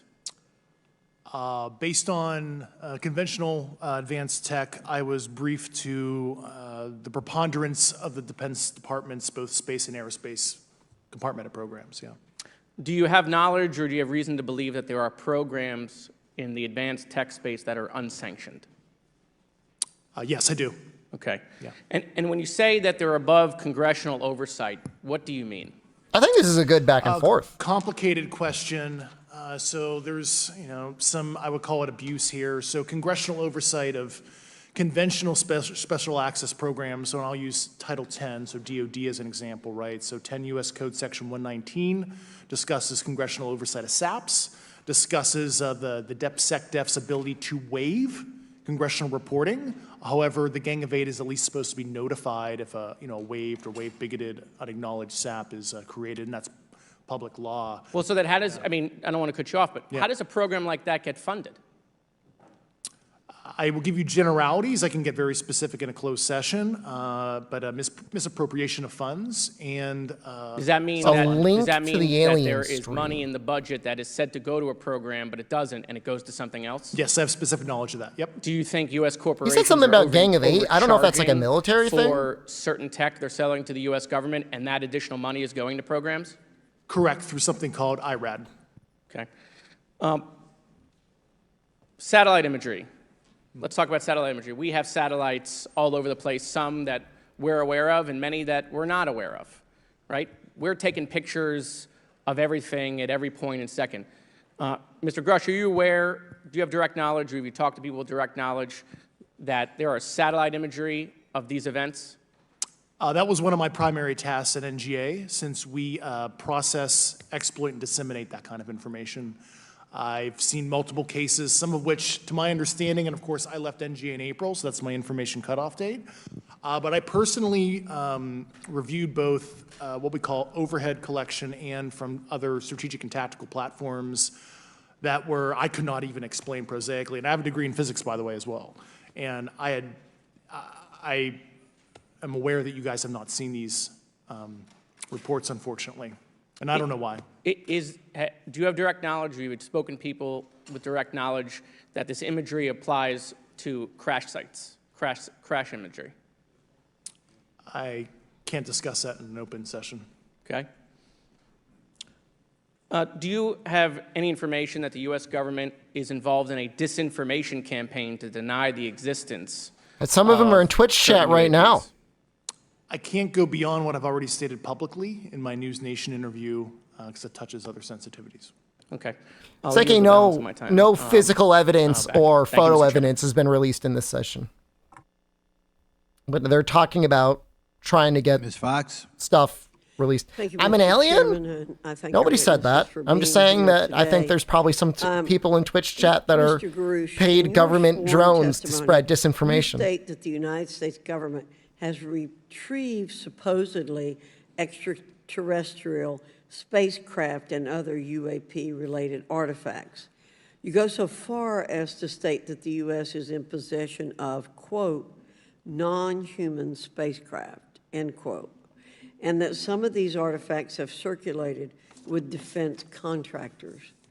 Several other former military and intelligence officials have come forward with similar allegations, albeit in non-public settings. However, Dr. Sean Kirkpatrick, the director of AARO, previously testified before Congress that there has been, and I quote, no credible evidence thus far of extraterrestrial activity or of, quote, off-world technology brought to the attention of the office. To your knowledge, is that Somebody just get banned? statement correct? I missed it. It's not accurate. I believe Dr. Kirkpatrick. Who did that? It was like an mentioned about immediate 30 ban. individuals that have come to Arrow thus far. A few of those individuals have also come to Arrow that I also interviewed, Okay. and I know what they provided Dr. Kirkpatrick and their team. Okay. I was able to evaluate Okay, that information. I need to go on. Sure. But Oh, okay. My I didn't even see it understanding show up. that You got this- it so quick. his statement is accurate, came from a direct quote. And this contradiction is a perfect example of why we need to inject transparency into our government. And for another example, look no further than the pitiful response to the Chinese spy balloon debacle earlier this year. You may remember the mass confusion that ensued when the balloon was first spotted over Montana. I mean, it 4 was days just a after balloon. It first entered U.S. airspace over Alaska. The Biden administration's initial inability to address the object grew into a continuous series of embarrassments. After news of the balloon reached the mainstream media, we were assured that the balloon posed no threat to our security. However, after the balloon was allowed to transit the entire continental United States, fighter jets were scrambled off the coast of South Carolina to shoot it down. This flip-flopping and obfuscation caused needless confusion, fear, and panic across the country. Not really. It's my hope, Mr. Chairman, that this sort of confusion will not be repeated. We should investigate the extent to which elements of our government possess or do not possess information that is of critical value to the American people. We owe it to the citizens of this nation to make sure that our government is transparent and accountable. We must make sure aliens that our are real, government man. provides answers. That's what they're Congress saying. must do its duty to solicit those answers. With that, Mr. Chairman, I yield back. We're playing this live, Platinum Mad Lad. This isn't a VOD. Thank you, Mr. Chairman. In 2022, NASA announced that it was commissioning an independent study Ms. Fox team to examine UAPs. was pretty The NASA team is sound of comprised mind. I mean, she made scientists some good across points. different fields, as well as former astronauts. Do and I believe in pilots. Super Saiyans? In May, the independent study team held that its first I've public shot a meeting, Kamehameha which before. included the perspectives from NASA senior leaders, as well as perspectives from the Department of Defense and intelligence agencies. The NASA study team is also expected to release its first report pretty soon, and I think it's safe to say that we all eagerly await its results. Mr. Graves, how might NASA's research influence the commercial industry regarding safety in UAP? I think NASA has a big role to play as far as commercial aviation safety, and it's one of their original charges as an organization. Let's get play Yu-Gi-Oh with the content creator. Yeah, that utilize their existing aviation safety reporting system to serve as a short-term fill and trusted platform for pilots that want to report on UAP. It also has built-in analytics capability and is funded by Congress. Gotcha. And also, why are they Graves, so prone to any crashing? Other industries that may be influenced by I mean, the NASA research on UAPs? the government has said, or there are claims in this hearing that the government has reclaimed some of them. Commercial capabilities that could be brought to bear on this topic. But I mean, if you're moving as fast as they are and chilling in Category 4 hurricanes, it makes sense that they're going to crash, right? And I think NASA's work, as they work to identify and highlight specific parameters that can be found, we can take that information and promulgate this. Yo, everyone else is so jealous that the U.S. gets all the aliens. What we're seeing. Just because we can get them, 2020, just because we get that hot alien ass and you can't in whatever country you're in, don't bring your negativity into this stream. U.S. Navy pilots that recorded footage. In 2021, the Office of the Director of National Intelligence released a preliminary report on UAP events. NASA Administrator Bill Nelson stated that NASA would begin to investigate these events. Why do you think we invest in our military so much? I sit on Science Space and Technology Committee, and when we were doing a hearing with the NASA Administrator Bill Nelson, I asked, why NASA needed to be fully funded, and there were many great reasons, but one of them was actually had to do with UAPs. He actually mentioned, is there life out there? I don't know. And so either way, these actions ultimately led NASA to assemble the independent study team that I mentioned earlier. Also in 2021, Harvard University stood up the Galileo project to research and examine the origins of UAP. So it seems like both, from NASA and this is the first I've heard of the Galileo project. Because of the work that y'all have done and people standing up, I think we're seeing some of that stigma slowly going away. Mr. Freyer, do you believe that military pilots feeling empowered to share their UAP experiences has directly impacted the scientific community's research goals on this topic? I would say yes. I would say that, starting in 2017, when it actually came out, it took that stigma away. I mean, I've talked to multiple senators who said prior to that, if you'd have mentioned UAP, you'd have been laughed off the hill. and now we're sitting here today for a public testimony on what's actually going on. You know, I'm hoping that this curve will be more of an exponential, and we'll get more and more transparent to the level that we can. Yeah, yeah, and yeah, I mean, it's important. I couldn't imagine, you know, I'm not a pilot, but I used to fly gliders in Civil Air Patrol. Oh, okay. Yeah. Pilot? I mean, you know. And so either way, I mean, I couldn't imagine, you know, being in the glider and seeing something, and then not feeling like I had the agency to talk about it. Mr. Graves, can you discuss the importance of seeking scientists to sit on your advisory board? Absolutely. I think ultimately this is going I to be thought a she was at scientific problem. the And not only hearing, that, it's Kinezes, also but an I haven't engineering seen her problem. yet. I've been working with the American Institute of Aeronautics and Astronautics to help But she them is on set the up committee. a UAP integration committee to help integrate their engineering prowess into this problem. And so, yes, very much. I think this is an engineering and scientific problem as much as national security. She's right next to him? Oh, I haven't seen her face yet. Oh, maybe that is her arm. Between the is that her scientific ear? community and the Okay, yeah, that's her. UAP-focused Yeah, maybe groups she gets the within next government. question. Well, I think one of the things they can do is to have these types of hearings to communicate to the public. I'm that sure this is she'll a say topic of something. interest. Well, you may think have that seen. there I is maybe a pseudo market, was if you will, distracted. of interested Could have been reading capabilities chat. and talent that want to approach this topic. And we're seeing that start to grow now. So I think continued conversation, reduction of stigma is going to allow that to flourish and allow answers to help generate themselves. 100%. Well, thank you all for being here, and thank you for your work. I think it's important that we keep Oh, our okay, top yeah, you're right. scientific That's her. minds focused on this issue and look for ways to increase collaboration. Thank you so much. I yield back. Mr. Comer. Thank you, Mr. Chairman. Let me say I want to thank you for having this hearing, and I want to thank Mr. Burchett and Ms. Luna for leading this hearing. And with that, I yield my 5 minutes to Mr. Burchett. Thank you, Mr. Chairman. I like that. I like the Comer name. Direct this, He would I be very believe, popular on Mr. Twitch. Grush, but if any of you all feel like you need to jump in, just jump right in. We're good. Has the U.S. government become aware of actual evidence of extraterrestrial, otherwise unexplained forms of intelligence? And if so, when do you think this first occurred? I like to use the term non-human. I don't like to denote origin. Keeps the aperture open, both scientifically. Certainly, like I've discussed publicly previously, 1930s. Okay. Can you give me the names and titles of the people with direct firsthand knowledge and access to some of this crash retrieval, some of these crash retrieval programs? Was that Roswell? Maybe which facilities, military bases that the recovered material would be in? And I know a lot of Congress talked about we're going to go to Area 51, and you know, and there's nothing there anymore. Get them aliens! It's just, you know, and we move like a glacier. And as soon as we announce it, I'm sure the moving vans would pull up. But please. I can't discuss that publicly, but I did provide that information both to the Intel committees and the Inspector General.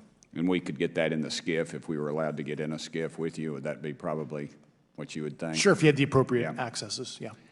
What special access programs cover this information, and how is it possible that they have evaded oversight for so long? I do know the names. Once again, I can't discuss that publicly and how they've evaded oversight. In a closed setting, I can tell you the specific tradecraft used. All right. When do you think those programs began, and who authorized them? I do know a lot of that information, but that's something I can't discuss publicly. You guys are gonna get this guy If y'all killed, wanna man. Jump in on any of this, you're more than welcome to. What level of security clearance is required to fully access these programs? Well, anybody who has... And I say that because myself, Representative Gates and Representative Luna were basically turned away at one point at Eglin. So please go right ahead. Certainly difference between member access and, say, somebody like me, but anybody who has a TSSCI clearance and meets the eligibility criteria, the access adjudicative authority should be able to grant you access. Mr. Burchett, if you'll yield, so just to put a fine point on that, there's nothing Yeah, no, that Matt you're Gates is aware part of this. that's above special access program classification.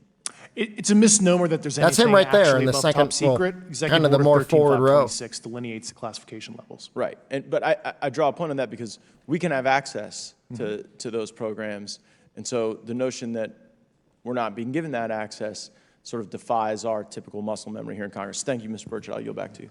Thank you, Mr. Gates. Along those lines, Title 10, you may not know this or not, but Title 10 and Title 50 authorization, they seem to say That's what he's saying right inefficient. now. He's saying So who gets he to should decide have that, access, but in your he was opinion, in the rejected past? access to it. It's a group of career senior executive officials. Okay, are they government officials? Both Or- in and out. Do what? Both in and out of government, and that's about as far I as I got can you. go there. Yeah. All right, well, that leads to my next question. Which private corporations are directly involved in this program? How much taxpayer money has been invested in these programs, to your knowledge? I mean, we know we audit the Pentagon every year, and I've been here 5 years, and they failed the dadgum thing every year. They lose over $1 billion a year, we think, and I was told the Department of Defense maybe 60% of their assets are unaccounted for, whatever the heck that means. In the public sector, you go to jail for that kind of crap. So tell me. Yeah, I know when I'm a dollar off of my DTS travel voucher, I get hammered, but seems like it doesn't work the other way. If you right? sell over Yeah. if you sell over $600 worth of stuff on eBay, now you get a call from the IRS. So please, what corporations? Yeah, I don't know the specific metrics towards the end of your question. The specific corporations I did provide to the committees in specific divisions, and I spent 11 and a half hours with both Intel committees. So. Okay, has there been an active U.S. government disinformation campaign to deny the existence of unidentified aerial phenomena? And if so, why? I can't go beyond what I've already espoused publicly about that.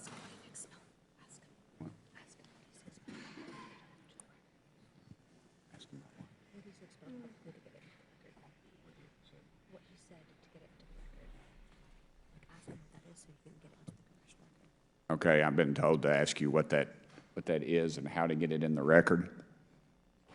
What have you stated publicly in your interviews for the congressional record? If you reference my News Nation interview and I talk about a multi-decade Headcom corruption, absolutely quality. Basically, yeah. Thank you. I apologize, Mr. Chairman. I yield back negative 21 seconds. Thank you. Ms. Ocasio-Cortez. Thank you, Mr. Chairman, and thank you to our witnesses for coming here today. I do concur with the ranking member as well as several other members here. He's got to end up in jail. I don't think things end very well for whistleblowers in the United States. Well, so we understand what you're putting.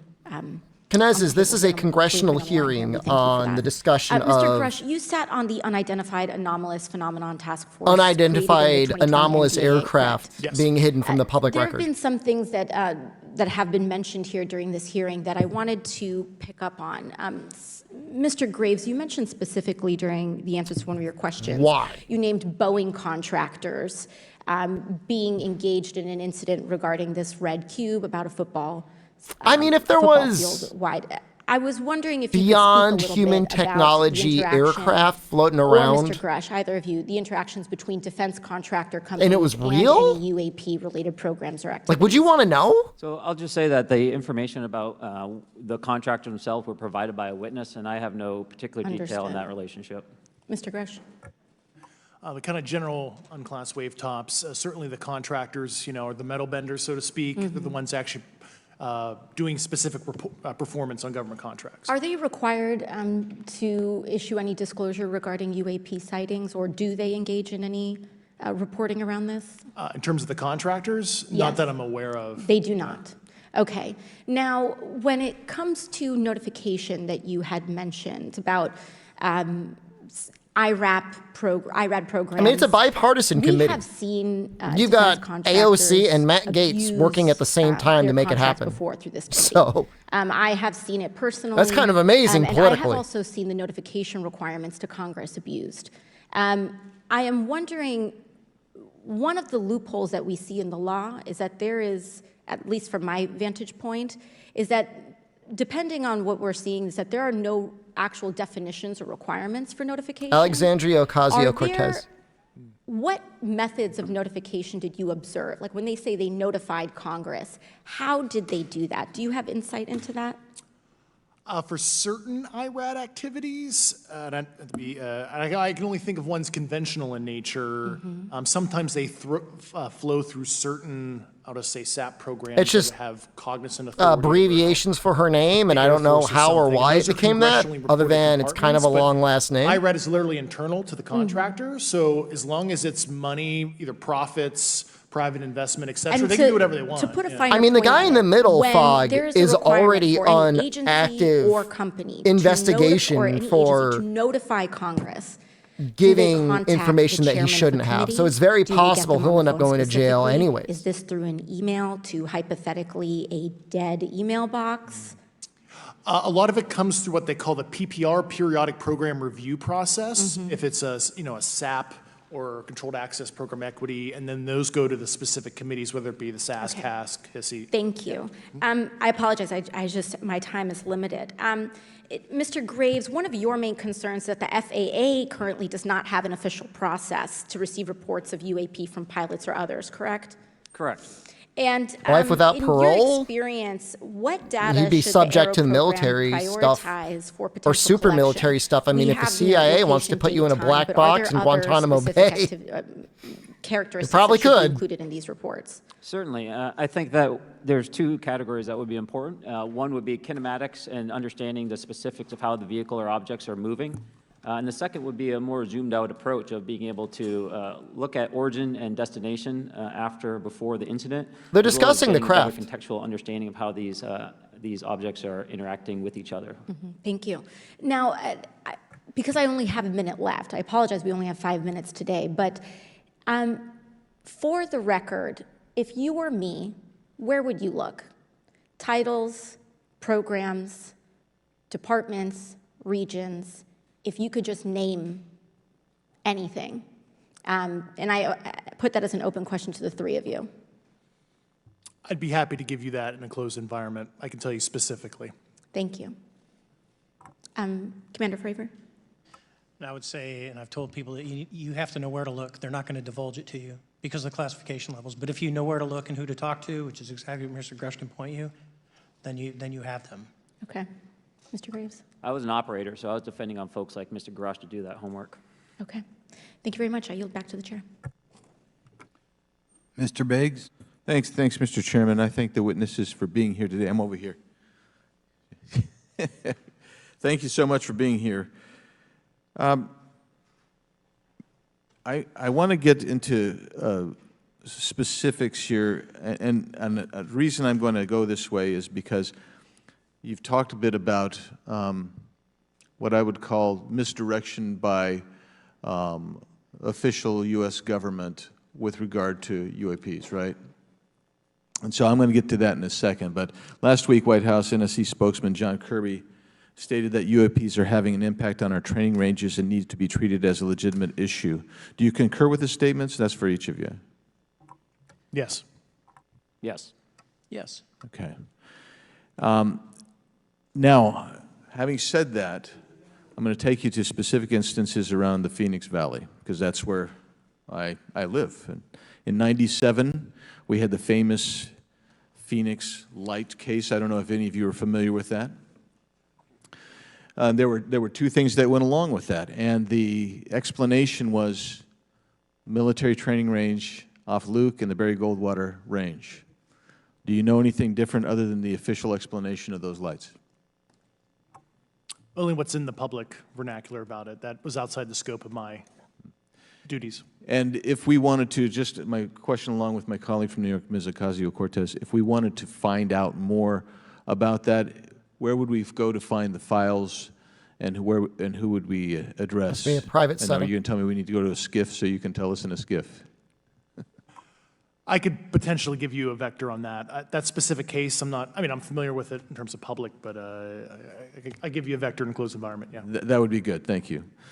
So if it's true that UAPs are having an impact on training ranges, and this administration considers it to be a legitimate issue, what steps can Congress take to address training range impacts? And I say that having two very large training ranges in my state. And so we'll start with Mr. Graves and going down the panel.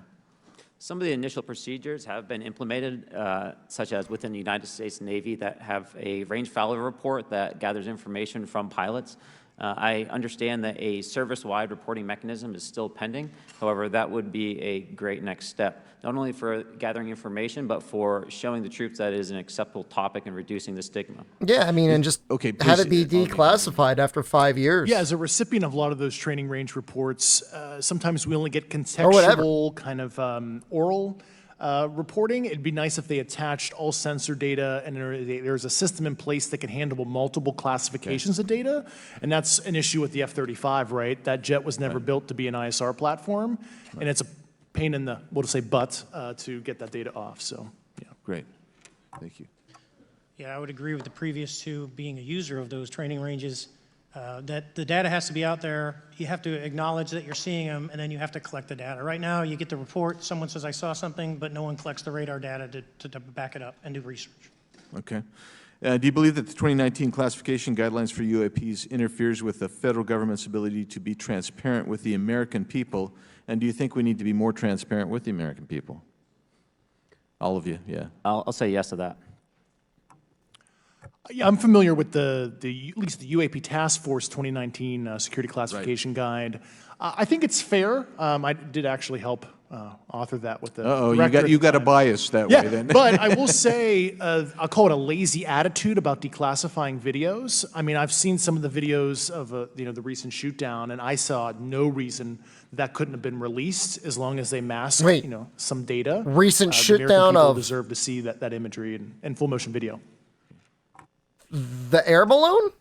I would think, well, in my opinion, I would say or of a UAP. Things are overclassified. I know for a fact the video or the pictures that came out in the 2020 report that had the stuff off the East Coast. Man, when you're in Just Chatting, you get so many spam accounts. One of the senior people there, and he said they were originally classified at TSSCI. And my question they should have declassified the balloon shut down. An iPhone. People would have cheered for that in the U.S. It's not TSSCI, so they're overclassified, and as soon as they do that, they go in a vault, and then you all have to look for them. Yeah, so with the overclassification, that may be one way. Are there other ways that the DOD or intelligence agencies are keeping this information from the American people or even from Congress? I think part of that has been not encouraging reporting. If the problem is not something that can be measured, it's not something that's going to be fixed. Okay, very good. Well, I'm out of time, and I thank you. The air balloon was like not even a year ago in Kuhn, if you hadn't heard about it. Without objection, there was several Chinese weather balloons that floated over into U.S. airspace that got people pissed off. And then we go to Mr. scrambled jets to explode them. Thank you, Mr. Chairman. Appreciate you guys coming out today, testifying. Look, I've been here for 6 months, and I'm pretty skeptical. I don't trust anything in this town. And so I think that's because I'm from Missouri. You've got to show me, right? With that being said, there's been a lot of things that have been said in the public, Mr. Grush, and so I want to get down to, if we can, some specifics, right? So at one point you had said that there has been harmful activity or aggressive activity. Has any of the activity been aggressive, been hostile in your reports? I know of multiple colleagues of mine that got physically injured. And the activity, and I got by UAPs or by people within the federal government? Both. Okay. So there has been activity by alien or non-human technology and or beings that has caused harm to humans. I can't get into the specifics in an open environment, but at least the activity that I personally witnessed, and I have to be very careful here because they tell you never to acknowledge tradecraft, right? So what I personally witnessed myself and my wife was very disturbing. Okay. One of my constituents actually sent this next question, and I figured I'd ask it since I had the same thought. You've said that the U.S. has intact spacecraft. You said that the government has alien bodies or alien species. Have you seen the spacecraft? I have to be careful to describe what I've seen firsthand and not in this environment, but I could answer that question behind closed doors. Yeah. You got to remember, this guy is under an active inquiry for being a whistleblower, guys. I witnessed myself. Okay, and so with that being said, you know, and the other statement that has been made that was intriguing to me and it's intriguing because my view has been that we are billions of light years away from any other system. And the concept that an alien species that's technologically Why have the advanced form if enough he to can't travel answer? billions of light years gets here and somehow is He's a incompetent whistleblower, enough dude, but he's not to the government. Survive Earth or crashes is something that I find a little bit far-fetched. And with that being I think said, we've got you had aliens in the mentioned that Twitch there's chat. interdimensional potential. Could you expound on that? Yeah, to answer your first question, and I'm here as a fact witness and expert, but I will give you a theoretical framework, at least to work off, to kind of espouse crashes, regardless of your level of sentience, right? Planes crash, cars crash, n number of sorties, however high, a small percentage are going to end in mission failure, if you will, as we say in the Air Force. And then in terms of multidimensionality, that kind of thing, the framework that I'm familiar with, for example, is something called the holographic principle. It derives itself from general relativity and quantum mechanics, and that is, if you want to imagine a 3D object such as yourself casting a shadow onto a 2D surface, that's the holographic principle. So you can be projected, quasi-projected from higher dimensional space to lower dimensional. It's a scientific trope that you can actually cross, literally, as far as I understand, but there's probably guys with PhDs that we could probably argue about that. But you have not seen any documentation that that's what's occurring? Only a theoretical framework discussion, yes. Okay. Okay. Occam's razor is that these aircraft, have they been identified that they are being produced by... I don't know about what he just said just now. Domestic, military and contractors. Is there any evidence that that's what's being recovered? Not to my knowledge, plus the recoveries predate a lot of our advanced programs that I previously am witting of. So, would it be safe to say that there could be a scenario today where you have an aircraft that crashes and because it's been involved in one program from one federal agency? He's clearly a pathological. I'm telling you, there are government plants in this Twitch chat. And to them, it appears alien in origin. I mean, that's a hypothetical situation. The cover-up is here. Any historical situation that would match that you described. So you're not aware. It has not happened that you're aware of. That I'm aware of. Thank you, Mr. Chairman. I yield back. I'm the government plant. Several months ago, my office Why did he bring up this 4D stuff again? He was asked, Eglin Air Force Base, can you think of any way that something could even get to us from another solar system? That episode and brought with me and he said, I don't know, but I've heard of the hologram principle. We asked to see any of the evidence that had been taken by flight crew in this endeavor and to observe any radar signature as well as to meet with the flight crew. We were not afforded access to all of the flight crew. And initially, we were not afforded access to images and to radar. Thereafter, we had a bit of a discussion about how authorities flow in the United States of America, and we did see the image. And we did meet with one member of the flight crew who took the image.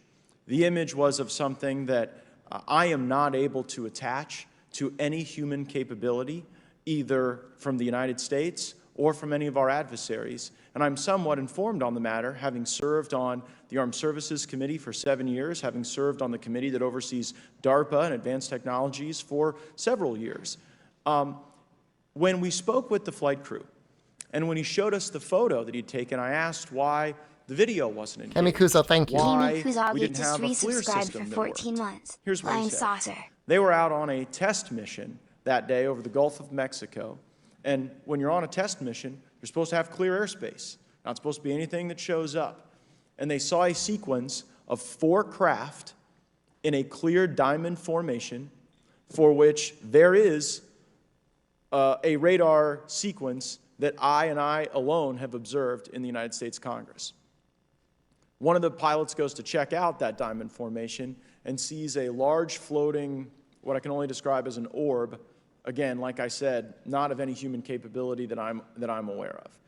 And when he approached, he said that his radar went down, he said that his FLIR system malfunctioned, and that he had to manually take this image from one of the lenses, and it was not automated in collection, as you would typically see in a test mission.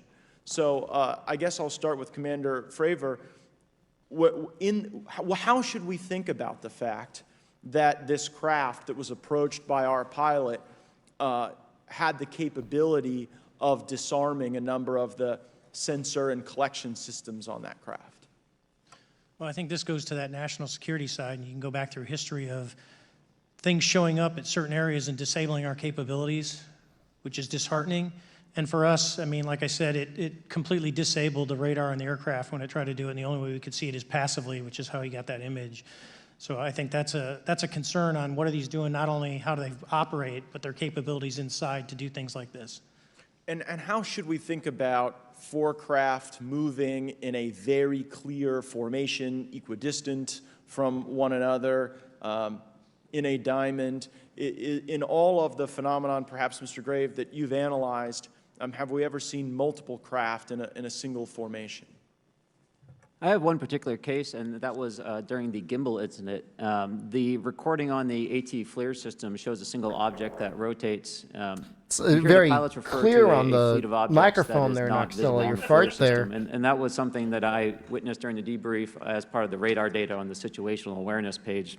I would like to add, however, Congressman, there's a small bit of anger, I would say. I would feel that those pilots are still facing that difficulty in reporting this topic, and they don't have the tools to be able to mitigate this issue.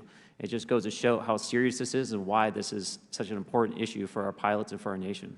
It was stated explicitly to me by these test I think there's a lot of people that are watching this right now completely misunderstanding the purpose of this hearing. The purpose of this hearing isn't to convince you that aliens are real. The purpose of this hearing is to try and get certain documentation declassified so you can see it yourself and make up your own opinion. Mr. Chairman, I would observe that perhaps as well as maybe, as we move do I believe in aliens? This hearing, there are some obvious next steps. Every person watching this at face value, I believe these people that are putting their lives and career on the line saying that you guys should declassify some stuff. Fulsome answers that do not put him in jeopardy, and that I mean, I think the most likely answer is Second, it is a I would suggest that the deeply hidden weapons research project from the U.S. military. Of this formation of craft out of Do I believe in aliens? And specifically, the I don't know that we've ever had them visit us. I find it impossible that we have a infinitely expanding universe and there's not intelligent life out there. Subpoenaed if necessary, so that we're able to track how to get this type of reporting and analysis done in a more fulsome way. That would be my recommendation, humbly, as a guest here of the Fine Oversight Committee. I yield back. That'll answer the question. Ms. Mace. Thank you, Mr. Chairman, and good morning to our and the funny part is here to discuss a topic of grave importance. The whole reason why stuff gets so classified. Earlier this year, Chinese if it were aliens, I mean, think of it this way: like aliens versus top secret U.S. technology, like beyond top secret U.S. technology. I feel like the government would like want to hide our defense stuff more than anything else. Whether these are UAPs or weather phenomena, advanced technology from American allied or enemy forces, or something more out of this world. So my first question, I have several questions, and if we can just be quick on these first two, I'm going to ask each of you the same question, and then I'll get to each of you individually. The first one, when you reported your experiences with a UAP, did any of you face any repercussions with your superiors, yes or no? No. No. I've actually never seen anything personally, believe it or not. So. All right. And then do you believe there's an active disinformation campaign within our government to deny existence of UAPs, yes or no? I don't have an answer to that. As previously stated publicly, yes. I think previously with like Project Blue Book, yes, but currently I don't speak for the United States government. Okay. Thank you. I have a few questions for Mr. Graves. I'm a little confused about Mr. Grush's Grush's. sightings in your belief go unreported. I guess he's never by our personally pilots? seen it, but he's seen documentation This is an for it. approximation based off of my personal experience speaking with a number of pilots, but I would estimate we're somewhere near 5% reporting, perhaps. So like 95% basically don't. I played Remnant 1. I mean, I don't know if I'm going to seeing stream UAPs. Remnant 2. I need to buy it still. In the incident off Virginia Beach, do you believe the Navy took the danger to your aircraft seriously after it was reported? Absolutely. A few questions for Mr. Favor. As an expert naval aviator, have you ever seen an object that looked and moved like the Tic Tac UAP? No. Did the Tic Tac UAP move in such a way that defied the laws of physics? The way we understand them, yes. Many dismiss UAP reports as classified weapons testing by our own government, but in your experience as a pilot, does our government typically test advanced weapon systems right next to multi-million-dollar jets without informing our pilots? No, we have test ranges for that. It took that's over a good point. 15 years for your encounter with the Tic Tac to be declassified. Do you feel there was a good reason to prevent lawmakers from having access to this footage? Alien flavored Tic Tac? No, I just think it was ignored when it happened, and it just sat somewhere in a file. Never got reported. Remnant 1 was fun and had Happens a good lot up here. gameplay, gunplay, Mr. but I wouldn't Grush, say a it couple of felt questions like for you too, sir, this morning. What percentage of UAPs do you feel are as tight of a adequately roguelike investigated experience by as the other US roguelikes government? I've played. Of the 5% that are reported. I can only speak for my personal leadership over at NGA. I tried to look at every report that came through that I could triage. So, Do you believe that officials at the highest levels of our national security apparatus have unlawfully withheld information from Congress and subverted our oversight authority? there are certain elected leaders that had more information that I'm not sure what they've shared with certain Gang of Eight members or et cetera, but certainly I would not be surprised. Okay. You've stated that the government is in possession of potentially non-human spacecraft. Based on your experience and extensive conversations with experts, do you believe our government has made contact with intelligent extraterrestrials? Something I can't discuss in public setting. Okay, I can't ask when you think this occurred. If you believe we have crashed craft, stated earlier, do we have the bodies of the pilots who piloted this craft? As I've stated publicly already in my News Nation interview, biologics came with some of these recoveries, yeah. Were they, I guess, human or non-human biologics? Non-human, and that was the assessment of people with direct knowledge on the program I talked to that are What currently the still on the fuck? program. And was this documentary evidence, this video, photos, eyewitness? Like, how would that be determined? The specific documentation I would have to talk to you in a skiff about. Gotcha. Okay, so, and you may or may not be able to answer my last question, and maybe we get into a skiff at the next hearing that we have, but who in the government, either what agency, sub-agency, what contractors, who should be called into the next hearing about UAPs, either in a public setting or even in a private setting? And you probably can't name names, but what agencies or organizations, contractors, et cetera, do we need to call in to get these questions answered, whether it's about funding, what programs are happening, and what's out there? I can give you a specific cooperative and hostile witness list of specific individuals that were in those. And how soon can we get that list? I'm happy to provide that to you after the hearing. Super, thank you, and I yield back.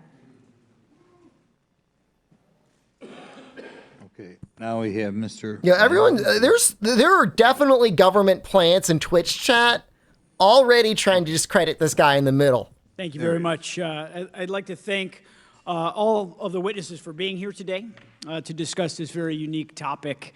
And I'd like to jump right into my questions, if you don't mind. Commander Fravor, can you briefly describe your background? Yeah, I was an enlisted Marine, Naval Academy graduate, Navy, flew for 18 years. He's got nothing to gain, man. Houston, and I've worked in the private sector for the last, what now? Or certainly he's got a lot more to lose than he does to gain. That's for damn sure. Work. So. Really gold-plated credentials. Commander Fravor, we have all seen the floating Tic Tac video that you engaged Show it with again.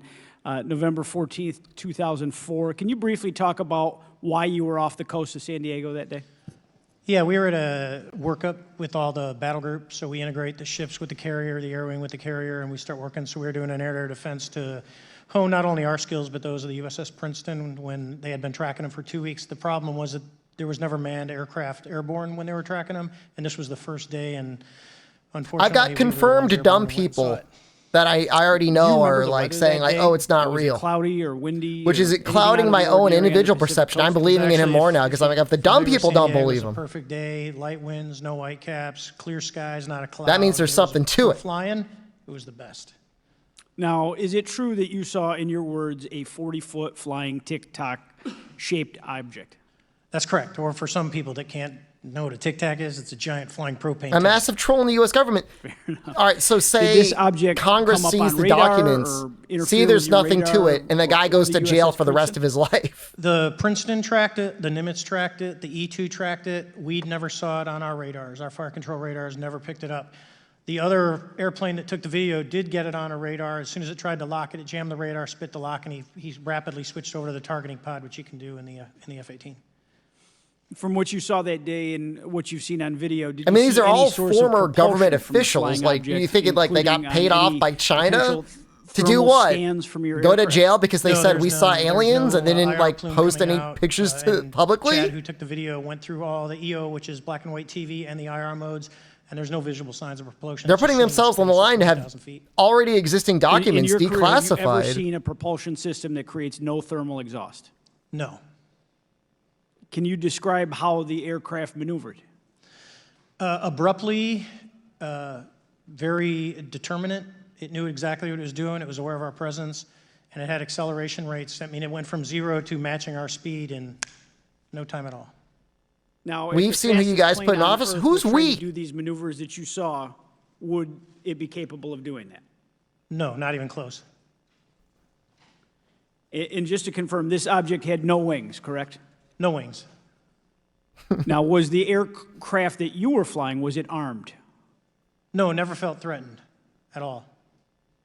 If the aircraft was armed, do you believe that your aircraft or any aircraft in possession of the United States could have shot the Tic Tac down? I'd say no. Just on the performance, it would have just left in a split second.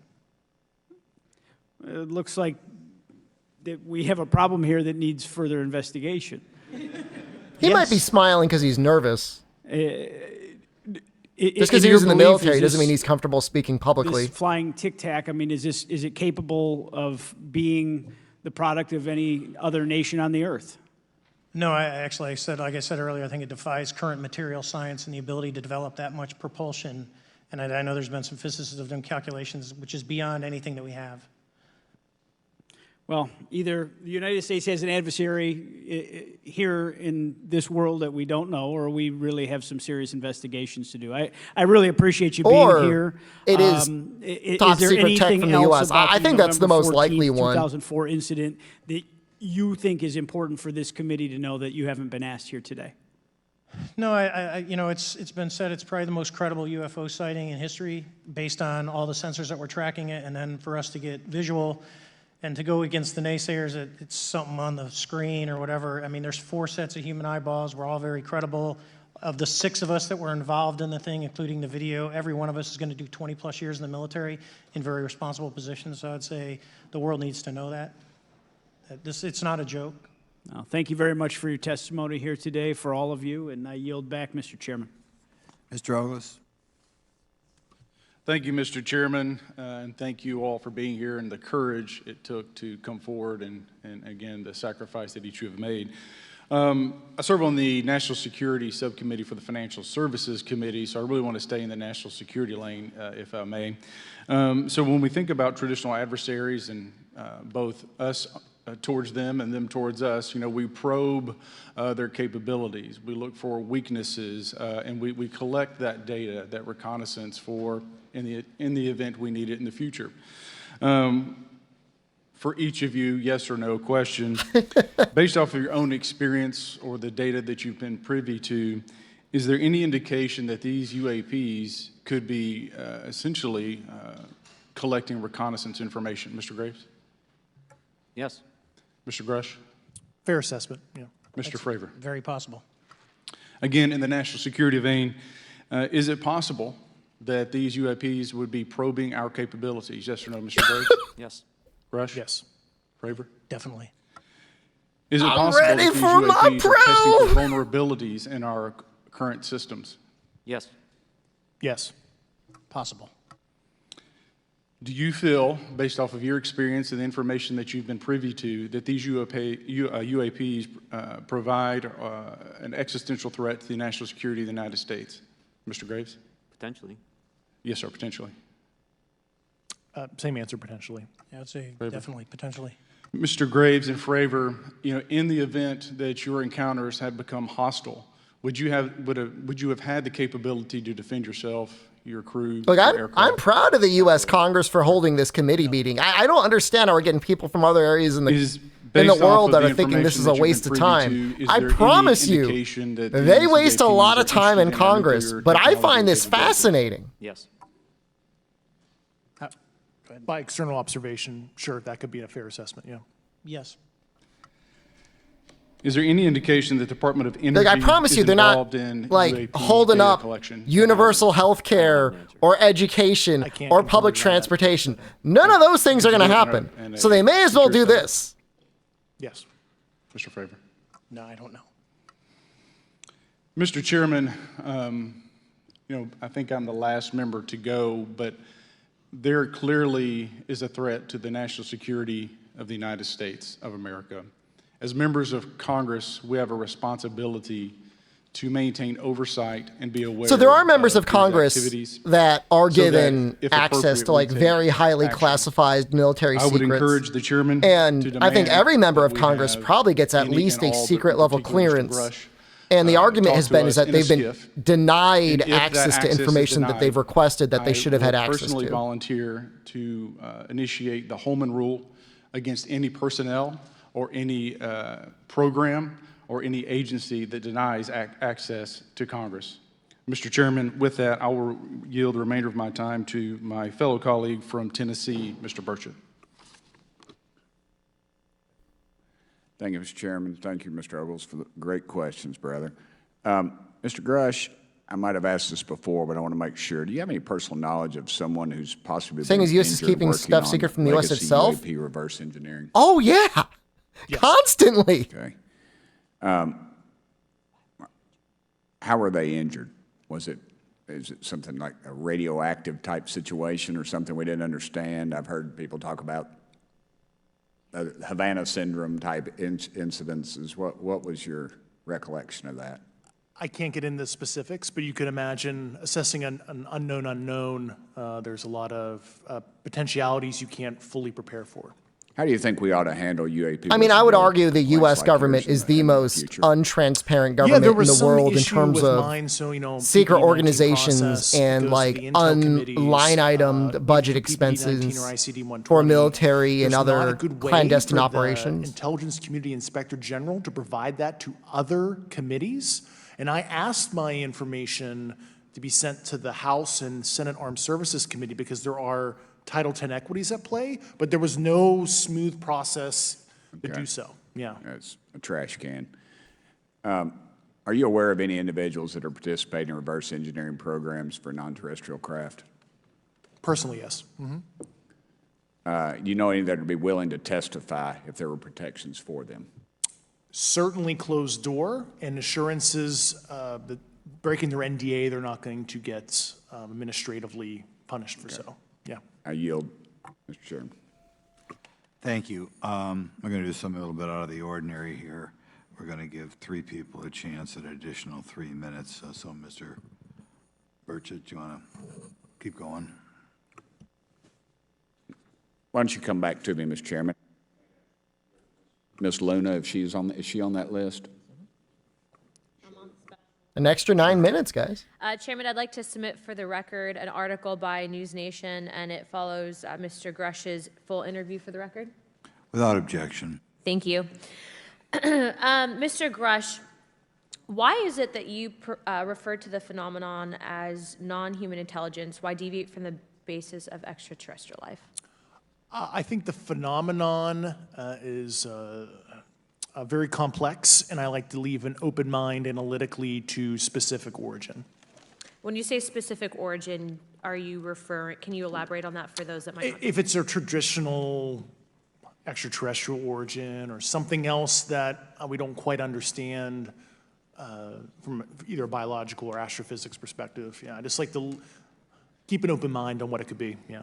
Okay, and referring to your News Nation interview, you had referenced specific treaties between governments. Article 3 of the Nuclear Arms Treaty with Russia identifies UAPs. It specifically mentions them. To your knowledge, are there safety measures in place with foreign governments or other superpowers to avoid an escalatory situation in the event that a UAP malevolent event occurs? Yeah, you're referring to actual a public treaty in the UN Register. It's funny you mentioned that. Yeah, the Agreement on Measures to Reduce the Risk of Outbreak of Nuclear War, signed in 1971. Unclassified treaty, publicly available. And if you cite the George Washington University National Security Archives, you will find the declassified in 2013 specific provisions in the specific red line flash message traffic with the specific codes pursuant to Article 3 and Article, also Situation 2, which is in the previously classified NSA archive. What I would recommend, and I tried to get access, but I got a wall of silence at the White House, was those specific incidents when those message traffic was used. I think some scholarship on that would open the door to a further investigation using those publicly available information. Thank you. And then my last question with 51 seconds remaining. You mentioned white-collar crimes potentially being taking place in regards to a cover-up. Can you please elaborate? I have concerns based on the interviews I conducted under my official duties of potential violations of the Federal Acquisition Regulations, the FAR. Thank you very much, Chairman. I yield the remainder of my time. What does that mean? We'll go to Mr. Raskin for 3 minutes. Thanks, Mr. Chair, and I thank the witnesses for their endurance and service today. Mr. Fravor, you've described your episode in detail now, and you call it the most credible UFO sighting in history. But I wonder, was this the first time that you encountered a UFO or a UAP in 2004? Yes. And what was your general attitude or perspective on the UFO discussion before that happened? I never felt that we were alone with all the planets out there, but I wasn't a UFO person. I wasn't watching History Channel and MUFON and all that. And have you had experiences or encounters since that happened? No. And so have you formed any general conclusions about what you think you experienced then? I feel like we've got NSA, I think military officers in our chat right now. Like I said, well beyond the material science and the capabilities that we had at the time, that we have currently, or that we're going to have in the next 10 to 20 years. Very good. Mr. Grush, you've been able to answer in great detail on certain questions, and then other things you say you're not able to respond to. Can you just explain where you're drawing the line and what's the basis for that? Yeah, based on my DOPSR security review and what they've determined that is unclassified. I think he's nervous, unlucky. I think he's really nervous sitting there. Any questions and it's just like a nervous laugh. Call upon your knowledge of unclassified. He might have like a rash or something like that, albino. I think he's had chemo recently, so he might have like some scarring or some burns or something like that on his head. At the right level, yeah. Okay. And Mr. Graves, you've said that there are dozens of fellow pilots, military pilots. Are there also commercial pilots who've encountered the same kind of sightings that you described before? They are similar. Commercial pilots have less range and less sensors to be able to reach out and look for objects over wide swaths of airspace. And so pilots are seeing them, commercial pilots are seeing them, and they're typically closer, and the range of what they're seeing is pretty large. What is the most vivid, concrete sighting with the naked eye of the objects that you described before, the cube-like objects? Certainly. I think the most vivid sighting of that would have been near midair that we had at the entrance to our working area. One of these objects was completely stationary at the exact entrance to our working areas, not only geographically but also at altitude. So it was right where all the jets are going, essentially, on the eastern seaboard. The two aircraft flew within about 50 feet of the object, and that was a very close visual sighting. And you were in one of the aircraft? I was not. I was there when the pilot landed. He canceled the mission after, and I was there. He was in the ready room with all his gear on, with his mouth open, and I asked him what the problem was, and he said he almost hit one of those darn things. He said he was 50 feet away from it? Yes, sir. And his description of the object was consistent with the description you gave us before? A dark gray or a black cube inside of a clear sphere. Inside of a clear sphere? Yes. And with no self-evident propulsion system? No wings, no IR energy coming off of the vehicle, nothing tethering it to the ground, and that was primarily what we were experiencing out there. I'm over time. Thank you very much for your service, and I yield back to you, Mr. Chairman. Very good. Mr. Burchett. Thank you, Mr. Chairman. This is for all three of y'all, starting with Mr. Graves. Why did you come forward on this issue? I came forward because I felt that my colleagues did not have a way to mitigate this safety threat, and I wanted to help them. I was trained as an aviation safety officer by the Navy, and this seemed, it just felt right. I felt like I had to help the folks that were still flying and dealing with this. Mr. Grush.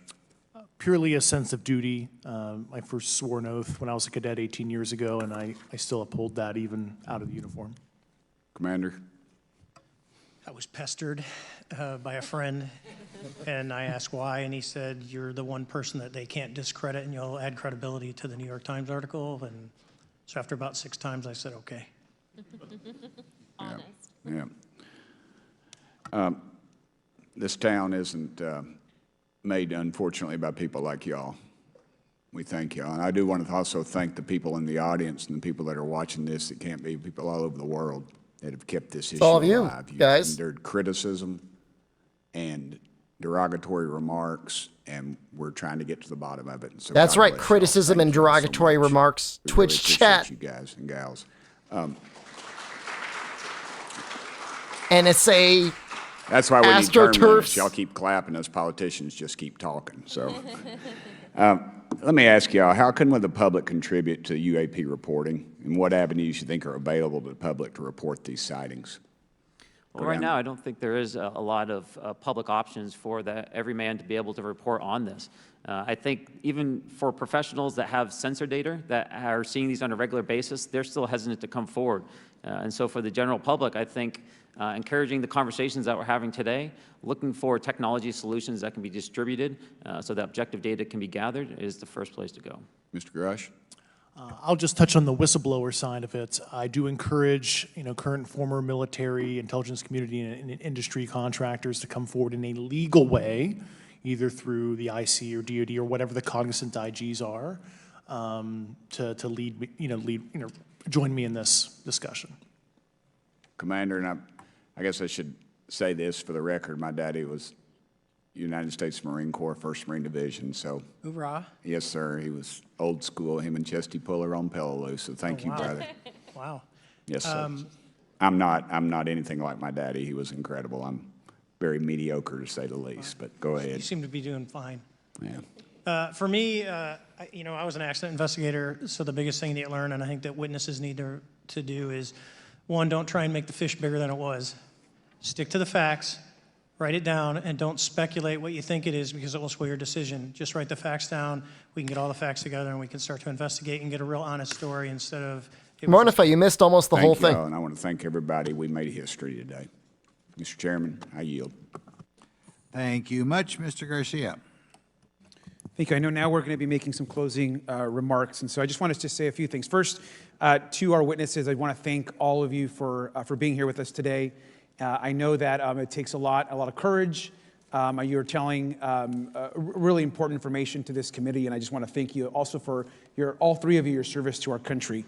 I also want to just note that today's hearing was both important but also serious, and I want to thank our subcommittee chairman, Mr. Grothman. I mean, there were some pretty fair and substantive hearing. insane I do want to thank statements the committee made. staff on both sides for the amount of work that it took to put this hearing in place. UAPs are real. And certainly to all the UAPs are being members held that by have the been, U.S. government. involved in this The issue government prior to the hearing. remains I that also are not want to human note for origins our from the witnesses and for the UAPs. public that I'm a freshman member of Congress, and I've only been here for 7 months. But this is by far the most bipartisan conversation and discussion that I have seen happen in the Congress. And I think that a topic of this significance as it relates to our national security, as it relates to information that we're trying to gather for the American public, does bring people together, and I think that's been really great to see. I want to get back to the beginning and just hear a little bit. What are they talking about? Space vacuum propulsion? Also, both our full ranking member, which is Mr. Raskin, and our vice ranking member, which is Ms. Ocasio-Cortez, both here at our hearing. I think it shows the importance and seriousness that our side of the aisle is taking to this important hearing, but also to the broader issue as it relates to working with our Republican I mean, if anything, the fact that you got Matt Gaetz and AOC additionally add on the same committee pushing this forward is kind of like continue these discussions, kind of amazing. Hearings. Clearly, there's a lot of information that we don't know, but it's also very clear that we have to continue our investigation and accountability on asking the right questions and ensuring that they're part of the public record. One thing that was important today is some folks might wonder, why are we asking questions that might already be out there or that have been asked before? It's important that they're asked and put into the public record as it relates to this committee. And so I want to thank you for, answering some questions multiple times. I know, not just in maybe meetings you had with some members, but also here in the public. Let me also just add an additional note that it's important also that our friends in the media and those that are not just reporting on this hearing, but that have reported on this topic and that may in the future, the media has an important role in this process. And it's very important that the media engages, does independent investigation, and reports on not just what happened today, but what they see independently as what is happening around UAPs in the broader community. That is also an important public benefit that we have in trying to get the information and the facts as it relates to this. Let me also just say finally that as a teacher and an educator and a longtime teacher and researcher, that I also really believe in following facts, in doing your homework, and in making sure that you follow science as we try to get as most information as possible. And so I want to thank you all for agreeing to do that today. Transparency is a cornerstone of government. We live in a vast galaxy, a lot of unanswered questions, and thank you all for being here today. Mr. Chairman. Thank you. I'd like to one more time thank Mr. Burchett and Ms. Luna for bringing this to our attention. It's a topic that has interested me since I was in school. It was a very illuminating hearing. Obviously, I think several of us are going to look forward to getting some answers in a more confidential setting. I assume some legislation will come out of this. No, some of you are really bad. He's saying thank you for bringing this up and I apologize, Mr. Chairman. I giving need to us the compliment the folks in my public office that did a lot record of the to work start on pursuing this. these things in Rachel terms of and Noah declassifying sitting behind me information here. that They're we know is quiet already and out there. humble, but if without them, this thing would not have come off like it did. So I apologize. Thank you. I think we're going to want to look into what we can do to make more of this information public. I think there's certainly a time period. I think there's also, like, maybe if you're not from the United States, not familiar with the United States political system, since I was in high school, you may be unaware of how poorly it functions, how slowly it functions, how obscured information is there. Through the entire hearing, you know, the military-industrial complex is so large and so powerful. Information is money and power, and keeping it secret gives money and power to people that want it. No further business. Without objection, the subcommittee stands adjourned. So, you know, there was a lot of, God, can we go back to the space propulsion thing? That first sentence, man, is like, what? He just like immediately dropped. Oh, and by the way, we've got vacuum space propulsion. What's going to happen to those three dudes? The guy in the middle is under active investigation for possibly revealing classified information. Without objection, the following members are waived onto the subcommittee for the purpose of participating in today's hearing. Mr. Burchett of Tennessee, Ms. Luna of Florida, Mr. Getz of Florida, Mr. Burleson of Missouri, Mrs. Ocasio-Cortez I need to of New hear what he York, says. and Mr. Ogles of Tennessee. Without objection, so ordered. For today's subcommittee hearing, both the chair and ranking member will have 10 minutes for opening remarks. I know this part's really boring, but he just casually talks about vacuum space propulsion. Myself for 10 minutes. I'm actually going to try to get out of here in about 4, and then we'll give it to some of my friends over here. Good morning. Does it mean the claims are true? The most exciting subcommittee in Congress this week. The subcommittee on I mean, if you get rid of, if he says, I can can give you information on where to look, and the committee says, great, we'll follow up with you after the meeting, and then he walks into the bathroom to take a dump and gets disappeared, and he never gives them that information, what does it mean? For discussion of unidentified anomalous phenomenon. I'd like to thank the brave military pilots and personnel, such as the witnesses on the panel today, for sharing their stories on how they have engaged UAPs, which has brought attention to this matter. Curiosity and speculation from all walks of life have generated interest in studying what UAPs are and what threats they may pose.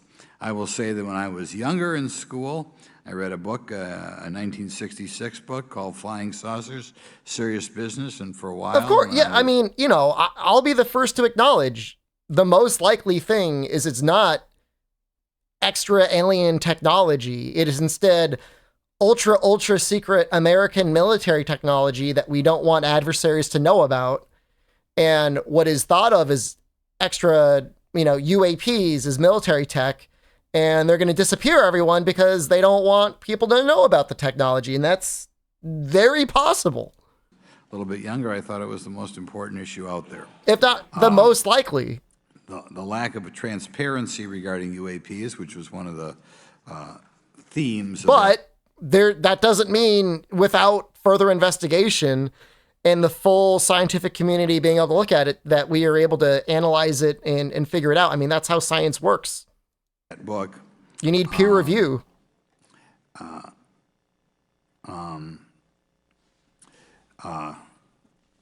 In any event, it's led to interest in studying what UAPs are and what threats they pose.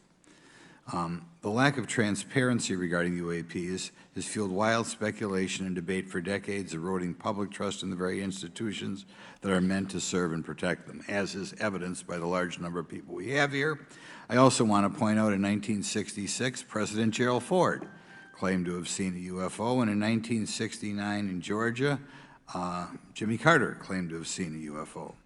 So this has led Congress to establish entities to examine UAPs. The National Defense Authorization Act of 2022 established the All-Domain Anomaly Resolution Office, or AARO, to conduct or to coordinate efforts across the Department of Defense and other federal agencies to detect, identify, and investigate UAPs. However, AARO's budget remains classified, prohibiting meaningful oversight from Congress. In addition to AARO's efforts, NASA is leading an independent study on UAPs that will identify how UAP data is gathered from both civilian and government entities that can be analyzed to shed light on the topic. However, despite these offices being established, there lies a pressing demand for government transparency and accountability that cannot be overlooked, and that's been a problem that's been around for 50 years. The Biden administration handling of the Chinese spy balloon that violated U.S. airspace is one example how the government is not prepared for these. Does the furniture look so cheap? Description of events has It shown should that be the cheap. government I mean, there's taxpayer money that goes for that. Between the Chinese balloon being shot down and 2 UAPs subsequently shot down following the event earlier this year, the U.S. government spent $1.5 million in taxpayer dollars on missiles, yet we have seen little clarity from the Biden administration. We must demand transparency from the Department of Defense, our intelligence community, and our defense industry on the UAP work. We're going to ask some questions about that today. Congress recognizes the subject of UAPs is multifaceted and requires a careful, data-driven approach. Today, we'll see clarity from these witnesses' testimonies, or we'll seek clarity as to what can be done to improve reporting for military and civilians and remain. You guys saw it, right? They talked about space vacuum propulsion. Congress should work to ensure that knowledge he just casually dropped it. Today, we are not just debating the existence of UAPs, we are deliberating on the principles that define our republic, which is a commitment to transparency and accountability. I look forward to hearing from our witnesses today about ways we can improve government efficiency and openness when it comes to UAPs. I thank each of you for your presence here today and for your dedication to safeguarding This is also not the main congressional room. This is a congressional meeting room. American people. I look forward to your testimony. Now I'm going to turn it over for 2.5 or 3 minutes to Representative Burchett from Tennessee. Thank you, Mr. Chairman. Thank you all for being here. I want to thank everybody for making this He makes the happen corny today. I wanna TikTok remind joke. everybody this is a nonpartisan issue. This has nothing to do with party politics. I think the cover-up goes a lot deeper than that. I also want to thank my colleagues, Representative Anna Paulina Luna, sitting beside me here, Jared Moskowitz, my friend across the aisle, has an incredible mind, and I'm anxious to hear his questions. My buddy Eric Burleson, and it's not in my notes here, but Matt Gates. If it hadn't been for Matt Gates, myself, him, and Luna would still be down at Eglin Air Force Base trying to get some answers. He's got an incredible legal mind. Also, I know I saw it in the crowd there, George Knapp, my buddy Jeremy Corbell. They're not witnesses, but they've provided some statements on this subject, and I seek unanimous consent to enter those statements into the record, Mr. Chairman. Without objection. Also, would like to enter in, I understand now that this is unclassified and it's public record, but as we all know, that's sometimes difficult for the public to get a hold of. A report, Defense Intelligence reference documents, advanced space propulsion based on vacuum, space-time. What the fuck? What does he even say? Hold on. Chat, help me out. We got to get the exact wording of this down. Reference documents, advanced space propulsion based on vacuum, space-time metric engineering.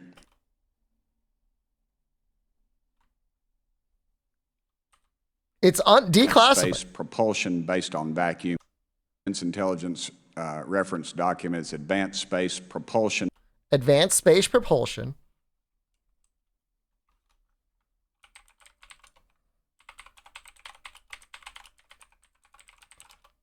Based on vacuum space-time metric engineering. That's like some fucking like Metal Gear Solid physics going on right there. He said it's declassified. Can I look it up? Yes. Advanced. What the fuck? Hold on. I got a PDF. Where is it? Hold on. Give me a second.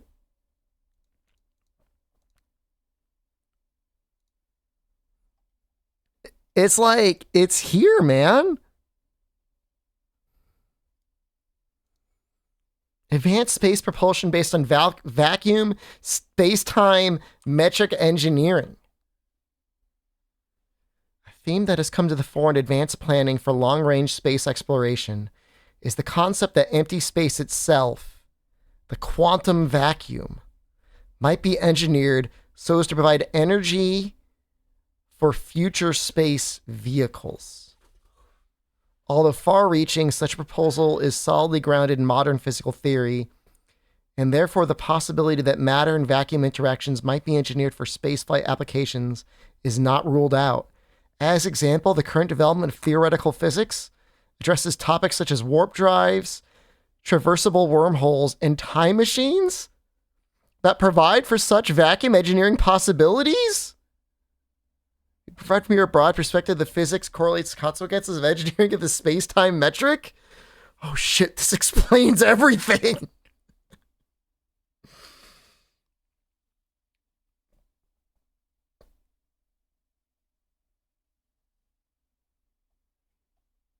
Holy shit. This feels like an Alpha Centauri quote. This is like, you guys ever play Alpha Centauri? You would develop the advanced space propulsion based on vacuum space-time metric engineering science tech, and then you would get like Brother Law or whatever going, what is space?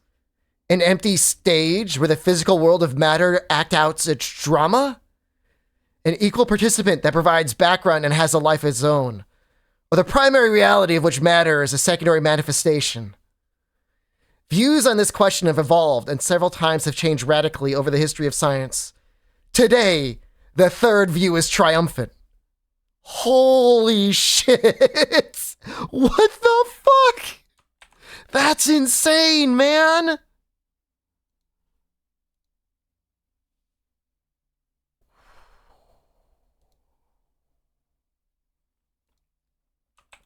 The third view? The primary reality of which matter is a secondary manifestation. Is what they're saying is the triumphant model, which is saying matter is a secondary manifestation relative to energy? Space-time? I mean, I'm not going to pretend. I'm not punching above my pay grade here. I'm an internet clown that plays video games. But this guy seems like, what the fuck? Yeah, like, I can't make sense out of any of this. The expression for the four-dimensional line elemental DS2 in terms of the metric tensor GUV is given by this.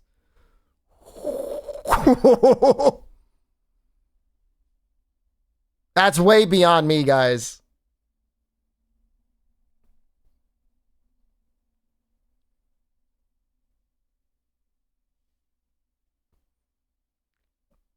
Wait, is he researching psionics? This guy is actually going full Alpha Centauri.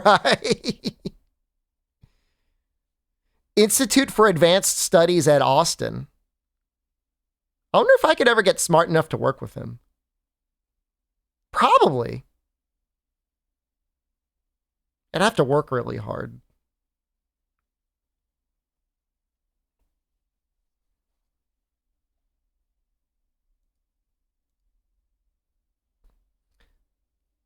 Under consideration in this paper, two seminal statements and their concomitants currently are known as follows. There is an unidentified phenomenon interacting with the current human population on Earth.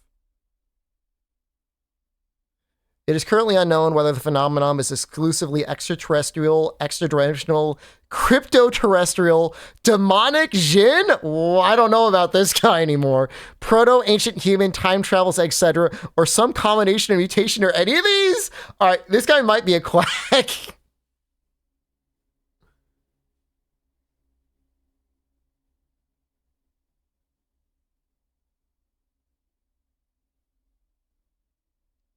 He knows the truth. He's just covering his bases.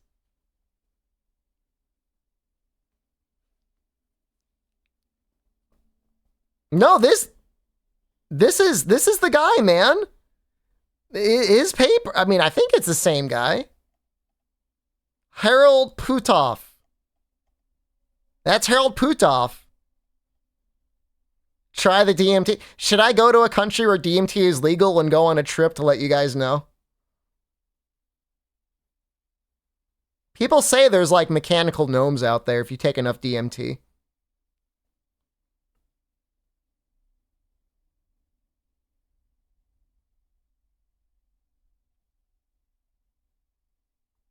I'll tell you this. Things have gotten, as I've gotten older, things have gotten progressively more fucked up. I hate to swear, but like things used to be real normal, like pretty fine, like mostly steady, you know? I mean, we'd slowly inch along normal progress, but like things were mostly stable. Things have gotten weird, man. Things have gotten pretty increasingly unhinged as time goes on. I'm not saying it's a Djinn or time travelers. I'm just saying things have gotten worse. When it started getting weird, I mean, things got real weird around 2016, 18.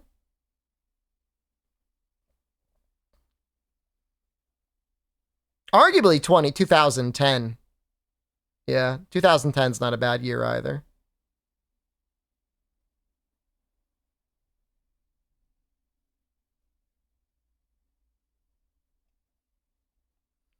Isolated humans hypothesis. An isolated, high-tech, closed community of humans with somewhat advanced scientific knowledge exists apart from the known culture. Telltale signatures might include continuing observation of technology only somewhat in advance of public knowledge. Unaccounted for missing financial assets and industrial-grade resources, possibly including individuals' apparent covert misdirection of society in the absence of real evidence. To accept a likelihood of ET presence, the relative lack of evidence of extremely advanced sophistication of hardware.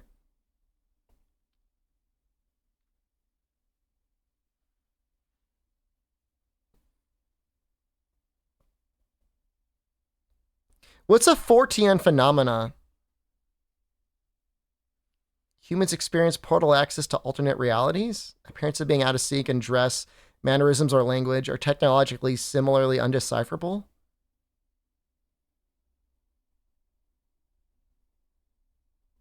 Appearance of humanoids in conformance with predicted genetic evolution?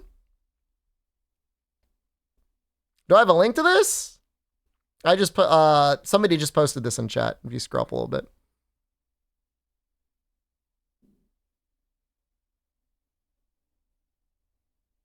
Shift away from a strategy that relies on further content analysis towards what the intelligent world calls traffic analysis.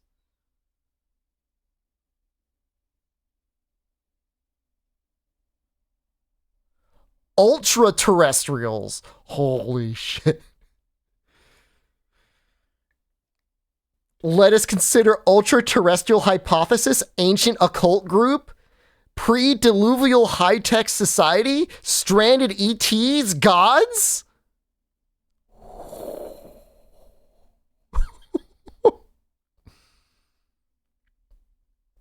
Density of sightings over decades, if not centuries, indicate a present time local as opposed to extraterrestrial source. In other words, UAP phenomenon is so ubiquitous as to argue against the simple model.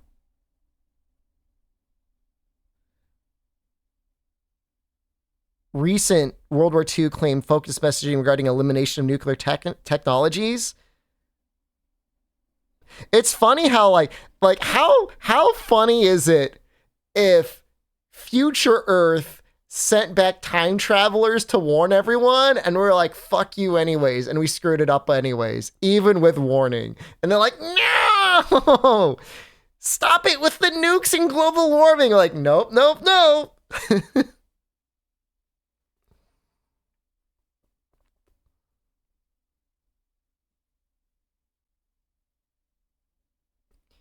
Subterfuge and disinformation? Stealthily injected proliferating emphasis on the ET theme as a misdirection to prevent exposure of local terrestrial habitation, as in theater a la Vallet's Messengers of Deception?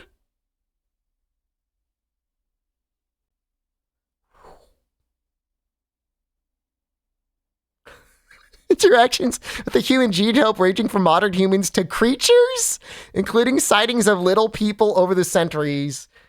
Encounters with non-humans that hunt our folklore, let alone genetically engineered biological robots or drones, all variants within the lexicons of alternative forms of human genome. Okay, hold on. I need to hear it from you guys. Oh, God. Like, you don't think I'm one of those, do you? Like I'm normal, right?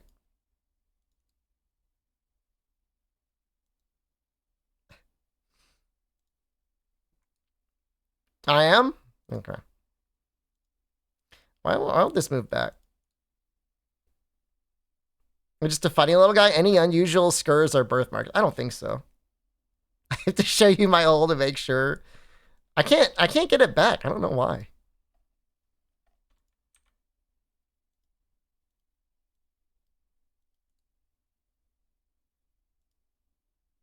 Here for the delusional streamer. I can't fix my camera. I don't know how to get it back to the center of the screen. Okay.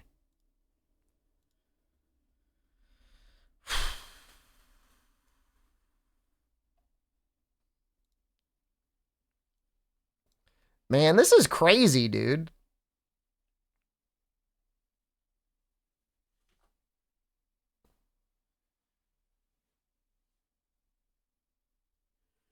Telepathic information transfer?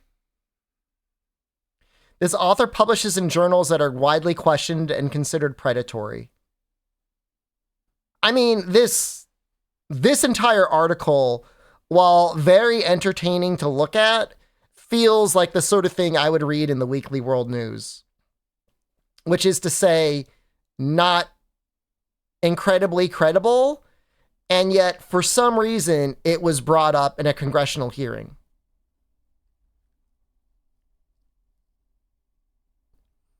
You know what I mean? So it's bizarre. Like, why would the military even bother? But yeah, I mean, I'll agree. Like, when you look at it, like, it looks pretty stupid. I mean,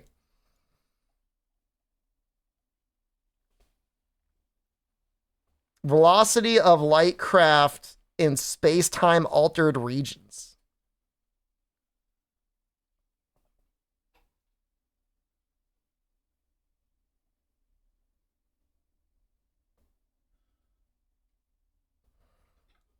Like this to me, this reads like a crazy person paper.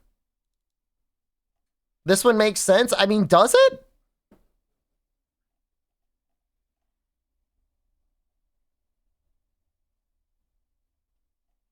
All I know is it got brought up at a congressional hearing, and that in and of itself is freaking wild, man. And based on vacuum, space-time metric engineering, some light reading for some of our Explain members. how it makes sense. I'm not a scientist. Thank you. But Mr. Knapp wrote, since 1969, the position our military has been that UFOs pose. But I just find it bizarre that the government was like, oh yeah, warp space propulsion travel can be declassified now.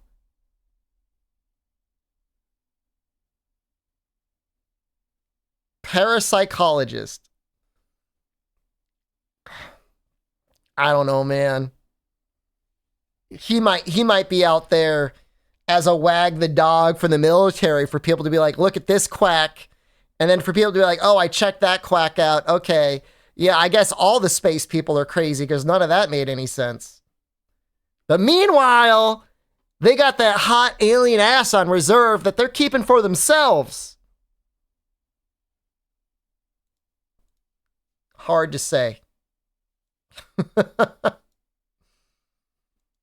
Conspiracy streamer? Look, my thing is, I don't know why those guys would put themselves at risk, like at so much personal risk to the US government in that way. That doesn't make sense to me. I mean, you could say they did it because somebody paid them or is going to compensate their family, and that's very much a possibility.